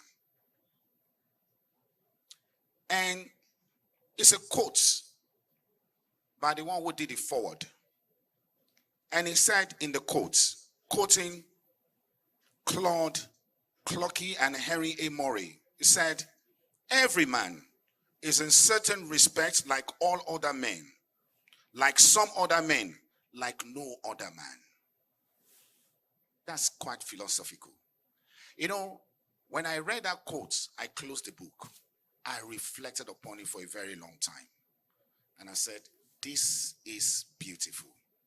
Your esteemed personalities, distinguished ladies and gentlemen, please permit me to welcome, for his remarks, the forward, the writer of the forward of this book, a very erudite personality, the very distinguished Dr. Tom Barry Sibe, fellow Nigerian Society of Engineers. Please put your hands together to welcome him. Just come forward a bit. Just please put your hands together. Keep clapping for him, please.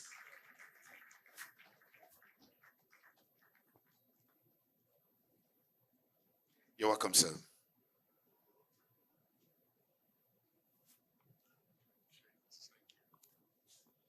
Thank you very much, Shegun. And let me first of all apologize for not inviting you specially. I know if I invite you, you make effort to come, but I'm not unmindful of the energy situation in the country. And since it didn't hold in Port Harcourt, I didn't want to put pressure on people. So I only threw it out in the public domain. Apologies for that. I was told I have to do a book review. All right, so I'll just hit it straight up. I did mine 2 days ago. I did my book launch 2 days ago, and I sat through my own session and heard when mine was reviewed. I had the honor of being reviewed by 2 persons, very beautiful reviews. And here I am, honored to do that of my friend. I thought I had escaped from him. He gave me an assignment in a very militant format. He asked me to do the forward. And I know him. He gave me a deadline. I exceeded the deadline.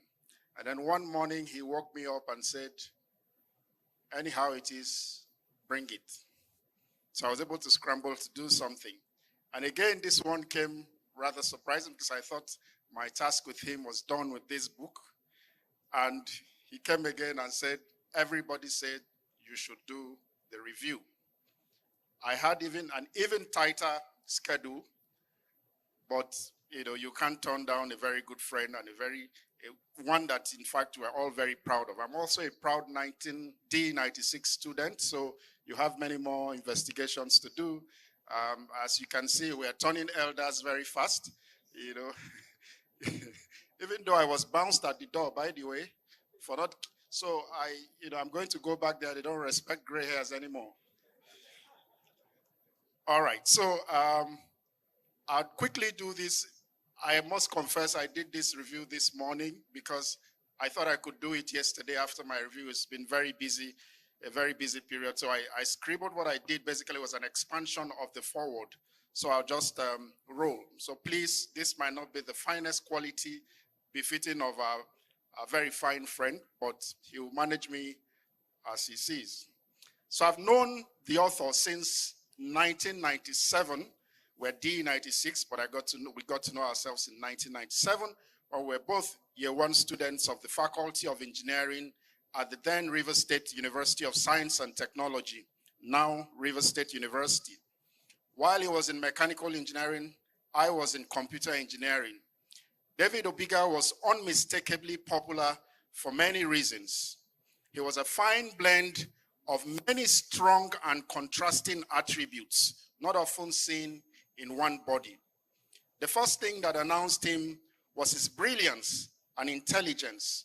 And that physics episode was one of those very first incidents that actually announced his brilliance to some of us who didn't go through the MEP cycle and just met him. Soon, we were to be treated with all the strange aspects of him. In an era where intelligence was associated with introversion, this brilliant engineering student was also an actor and a member of theater colleagues. This brilliant engineering student was also a student leader and a mobilizer.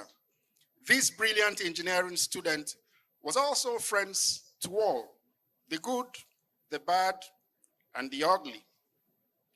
This brilliant engineering student was also this brilliant engineering student also had the great poet Christopher Okigbo and the great Isaac Newton as mentor. Who would have such two contrasting personalities as mentors? Only Obiga. This brilliant engineering student also had this nickname, The Rock. This brilliant engineering student also had a history of chess and traditional wrestling. Still doesn't go hand in hand. Chess, very cerebral, traditional wrestling, tactical, but more of strength. How he managed to mix those two, I don't know. People react differently to dangerous circumstances such as kidnapping. It's an experience not to wish even your enemy. While some become psychologically damaged from such ordeal, Obiga emerged from it a better philosopher. As was said by the many, many goodwill messages we've heard, he's always been a philosopher. He emerged from it with a story to tell. This book, weaved in such beautiful words, summarized some very deep thoughts about our city, our state, region, nation, poor leadership, and the bustling underworld. Let me add that he was not the only philosopher in the book. Even his abductors were philosophers too, and the author did a very brilliant work presenting this confluence of refined Obigaic philosophy and the philosophy of his friends from the underworld. So let's take a quick tour through the chapters. In chapter 1, the author presented the traumatic account of his kidnap incident on the 26th August 2021. An otherwise simple drive back home got rudely interrupted by AK-47 wielding young men of the underworld. Again, while I was reading this, I paused and I thought about the date. What are those things that may have changed since 2021? It looks like only yesterday. But I bet you one of the things that would have changed and you would notice is that his ransom value would have quadrupled if it was today. Not necessarily because he has earned more, but because the macroeconomics of today is such that whatever was paid for him 4 years ago is a quarter today. Like a sinusoidal waveform, this book toggled between several phases of the author's life. In chapter 3, the author reflected on his early years. It captured his birth, his family, infant mortality, the loss of the silver spoon, even before he learned how to grip it. Chapter 4 opened with the relocation back to the village, following the abrupt loss of job and livelihood of his father. The author recounted the sporting culture of wrestling at Ogonokom. Specifically, the author also recounted his own wrestling episodes. Let me digress a little bit. The author described the maidens at the wrestling festival as the real heroes. He described their elegant dance steps with lustful precision and with forensic details. Reading through this, I thought to myself, how would someone's eyes stray from the very energetic wrestling contest on display to the rhythmic and bubbly waistline of the young maidens? On a lighter note, right from the days of Eden, man has always been distracted by the maidens. Even brother man, King Solomon, had this to say: there are 3 things which are too wonderful for me. Yes, 4, which I do not understand. The way of an eagle in the air, the way of a serpent upon a rock, the way of a ship in the midst of the sea, and the way of a man with a maid. So who is Obiga not to stray to the direction of maids? But we thank God for Madame Didi. Otherwise, maybe by today, Obiga will be the lead drummer of the band for maidens in the village. In chapter 4 and 5, the author presented accounts of his secondary school days, Reading through this, one thing caught my attention. Every school in Burukuri back then had this notorious spot. The author presented that of Enitona as trouble. In Baptist High School, we had Zion End, which was tougher than Babylon, even though it was called Zion. Many young men who frequented these autonomous communities within campuses never regained themselves. They got lost in truancy and some in cultism. Chapters 6 to 7 resumed with the kidnap ordeal. The author brilliantly captured early moments in captivity. And then chapter 8 was also dedicated to the Burukuri experience. For boys of my generation, Burukuri was not just a spatial boundary. Therefore, this reviewer can fully relate to the accounts of life in schools shared by the author. The schools in Burukuri were like an unorthodox defense academy where you are brutally prepared for the vicissitudes of life. So you will not be surprised to see that despite all of, by the time you read the book, you see that despite all he was passed through, he still held his own, and in one instance, even led his abductors to a praise and worship session. Chapter 9 built on some of the early lessons shared by the author. For instance, the author shared his voracious appetite for books at such an early age. This is something I share in common with the author. I recall as a student at Baptist High School, I would go to my father's library and devour all kinds of books, philosophy, history, anthropology, etc. Back then, there was no internet, so the closest to the internet was the Encyclopedia Britannica, which we were fortunate to have at the time at home. It was there I read about satellite communication, about radar, about space missions, and all those beautiful science stories. With internet opening an unending floodgate to the world of entertainment, I am not sure this generation will have our experience. Today, back in our days when you say TikTok, it was the sound of a clock, but today it means something else. In chapter 10, the author recounted his early days in UST, including his early fame. The chapter presented the author's campus activities such as the Obiga tutorial outfit, student politics, theater colleagues, etc. Chapter 11 presented the difficulties of being a student, and despite all of these complexities, the author shone brilliantly and remarkably, exuding such remarkable leadership qualities. In chapter 12, the author swung back to his ordeal in captivity. Chapters 13 to 14 captured his career dilemma, which perhaps I would end with, and dreams of being a lecturer and the opportunity that presented itself to him, in the oil and gas sector. Chapter 15 opened with reminiscences of Ekpoti, once a settlement of the people of Ogonokom. He described the features of this place with such poetic magnificence that clearly shows the ancestral pull to this old settlement of his ancestors. The author juxtaposed this against the harsh realities of his captivity. The author also recounted the grueling negotiation accounts, and for this, we give a lot of credit to his dear wife, who, reading through it, reminds me of my mother. My mother used to tell us, we lost our dad very early, and I saw her through very difficult moments, and she was a very strong woman. She was an only child, and maybe that toughened her. She is a very strong woman. God bless you once again. Chapter 16 continued with the author recounting his ordeal in captivity, including his conversation with his abductors. Remember, I said earlier that he wasn't the only philosopher in this book. There were lots of philosophers, including those from the underworld. And I'll share one of the quotes by one of them to him. Hope is the bread of the poor.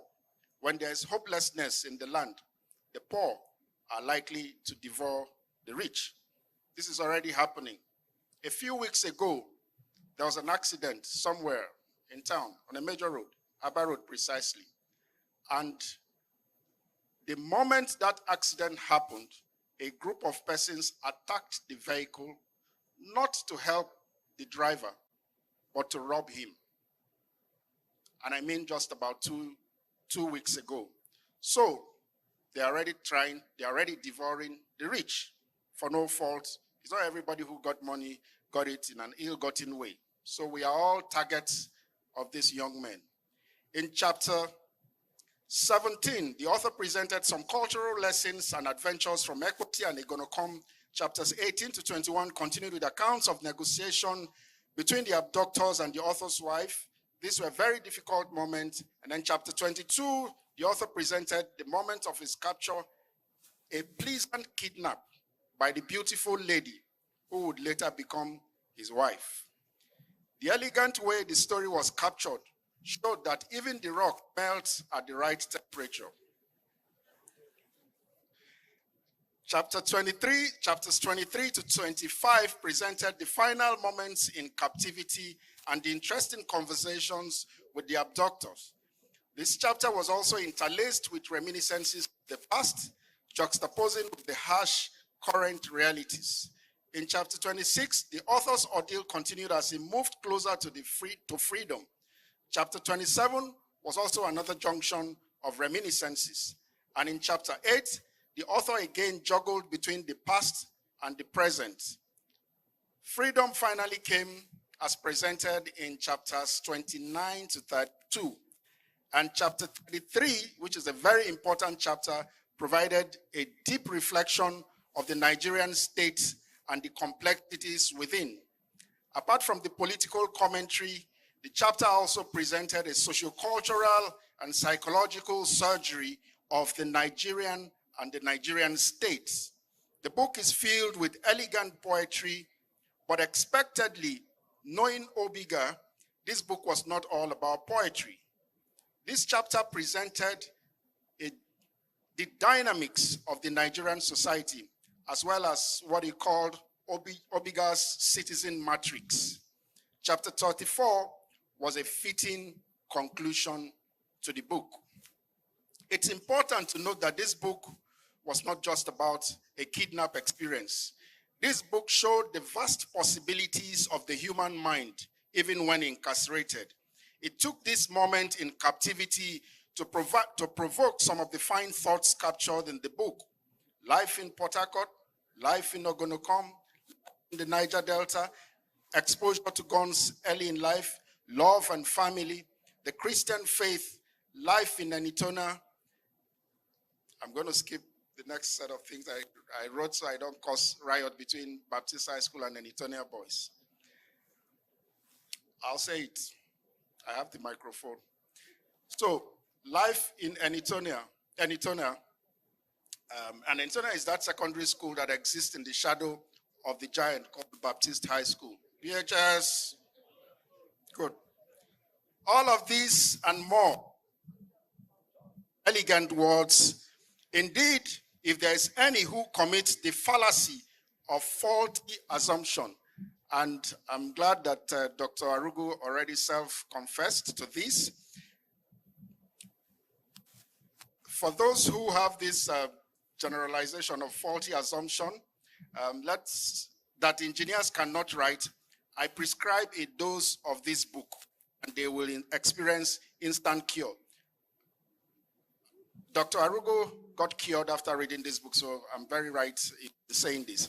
In this book, you will find philosophy, you will find logic, you will find science, you would find engineering, you would find literature, you would find history, you would find sociology, you would find theology, you would find country music, and most importantly, life lessons captured beautifully like poetry. And I'm not just saying it, grab the book, you'll see what I'm saying. This book also presented our shared humanity. No matter the complexity of life's scatter plots, there are always common points connecting humanity, resulting in positive gradient.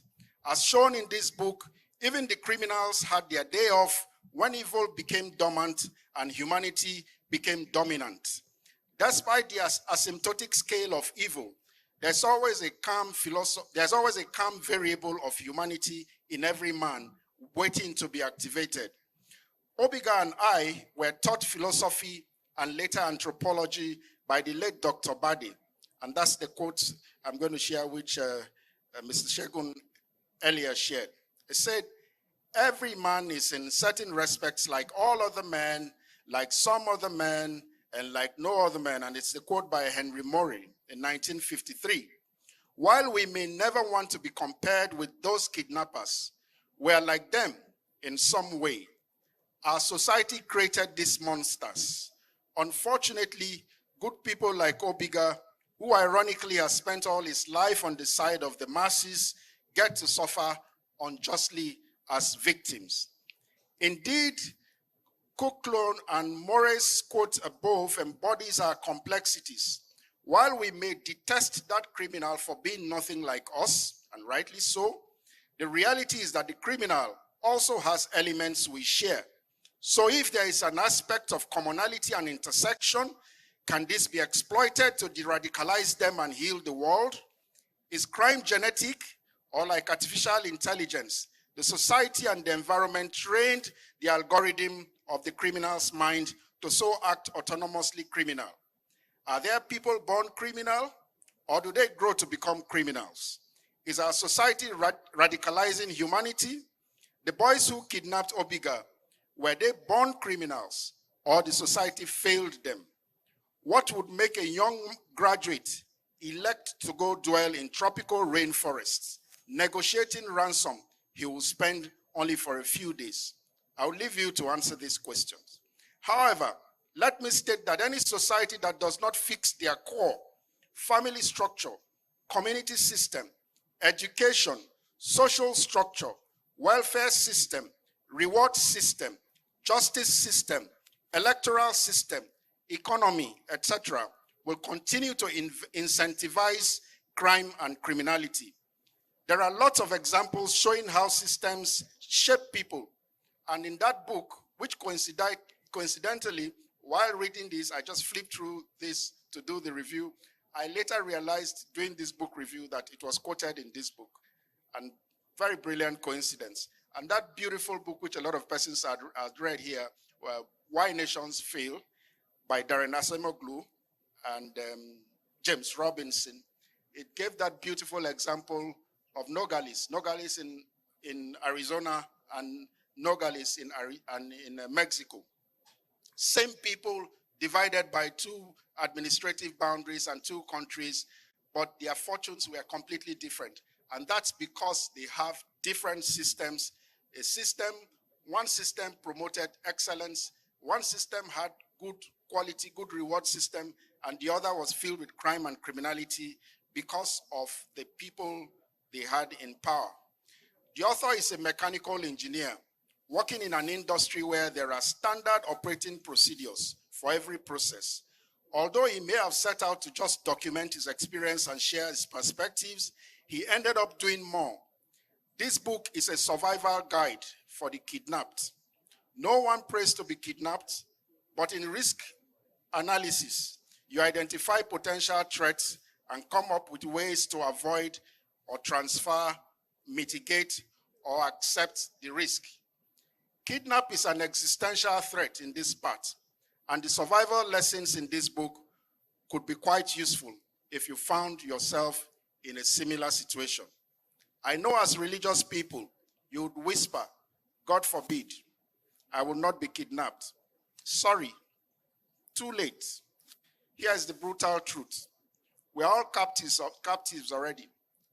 Obiga, in the early parts of this book, dedicated this book to all who has been kidnapped. And when I read that, I smiled.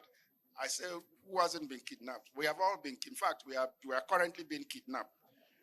We are all captives already.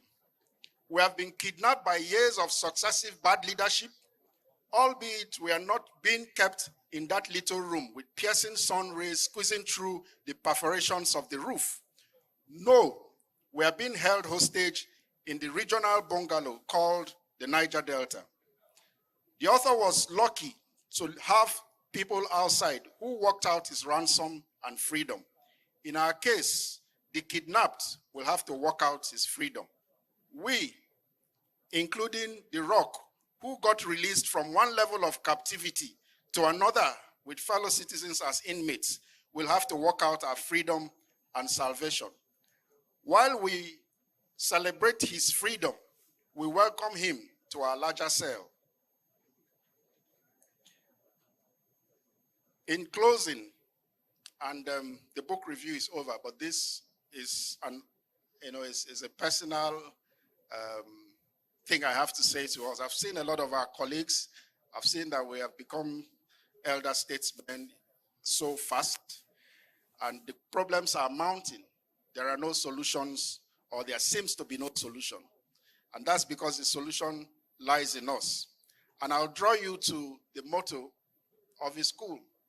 And I'll also draw you to the motto of, as in his alma mater, I'll draw you to the motto of my alma mater as well. And for Enitona, it's pro Dio, pro patria, pro generi vivimus, meaning we live for God, for the people, and for the generation. And here is the call to you, Obiga. Earlier in the book, you talked about your dilemma of choosing a career, of choosing between lecturing, which is your first love, and the oil and gas opportunity. I think you chose right from hindsight, but it's time to rethink that choice. I know your employers are here, so I won't say it the very harsh way. Many years ago, when I left school, I had a cameo role in the bank. And they brought the then Cadbury MD to deliver a lecture to us in training school. And I asked him as part of the question and answer session, I said, sir, the bank is a regulated industry, and I am a creative young man. I don't like to be boxed. What's your advice for people like me? And a bit about the bush and all that, because the employers were there. But after the session, he said I should see him outside. And he said, resign, quietly. I won't tell you to resign. As a matter of fact, don't resign. But here is the advice. We have professors here. We have industrialists here. We have your bosses here. We have people in different industries. We have to find a creative way to draw from both worlds. People who are working in oil and gas sector, and I've seen brilliant students here in the oil and gas sector, because that's the one that can, put food on our table. So by all means, keep the job. But the university system should make way for adjuncts. Adjuncts from the industry, not adjuncts shuttling between universities, but adjuncts from the industry. And that's what America does. That's what developed economies does.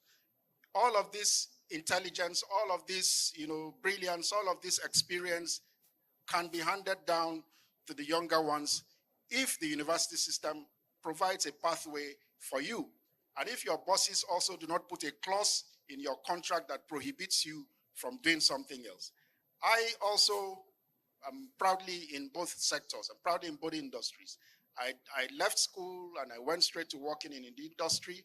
And then at some point I decided to go back. So I go to teach. I don't teach for money. I teach out of passion. So you're already doing that. You're already doing that with your mathematics outreach, which we've had that. But I think that those in the tertiary institution would benefit a lot from you. So the part of my motto, which I was to say, which is for God and truth, is a truth component, which I just said.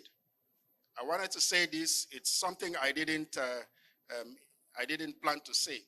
And then finally, you see these boys, we can't solve them. We can't solve that problem if you remain on the oil rig platform. I didn't say you should resign. Thank you.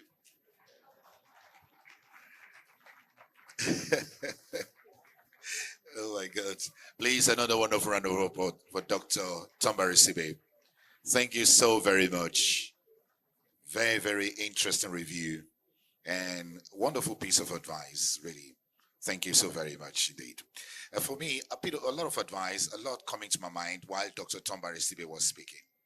And one of the quick suggestions that came to my mind is, I wish we could get this book on the hands of SS3 students.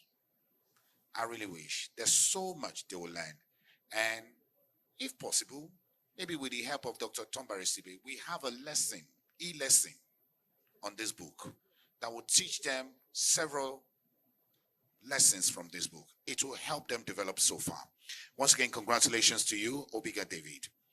Your esteemed personalities, distinguished ladies and gentlemen. I have few names and few personalities to recognize here. Permit me to welcome Professor Park Odu. I have the microphone working, okay. And Dr. Mrs. Park Odu. Please, let's put our hands together to welcome them. Professor Park Odu, you're most welcome, sir. Please, could you, thank you so very much, Prof. Thank you so very much. And Dr. Mrs. Park Odu, please, you're welcome. Please put your hands together for her, yes.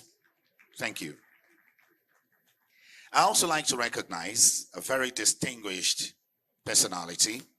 His Royal Highness, Barrister Savio Tubo Tamano Asifamebia Dick Jaw III, JP, Opolobia IV, the Amenable of Oprama and its satellite communities, and the chairman, Asaritoro Local Government Council of Traditional Rulers.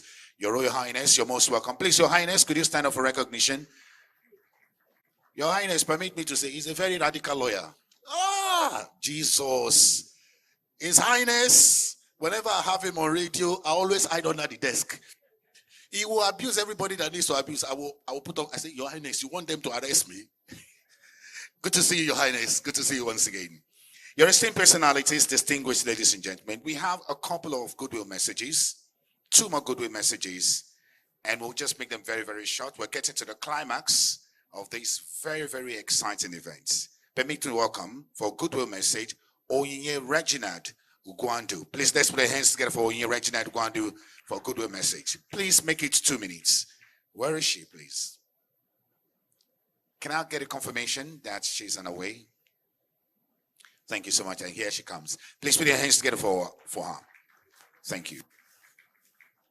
And also, Mrs. Udi Odum, please kindly get ready for your goodwill message. And please listen on the owner of this vehicle. What make of vehicle is this?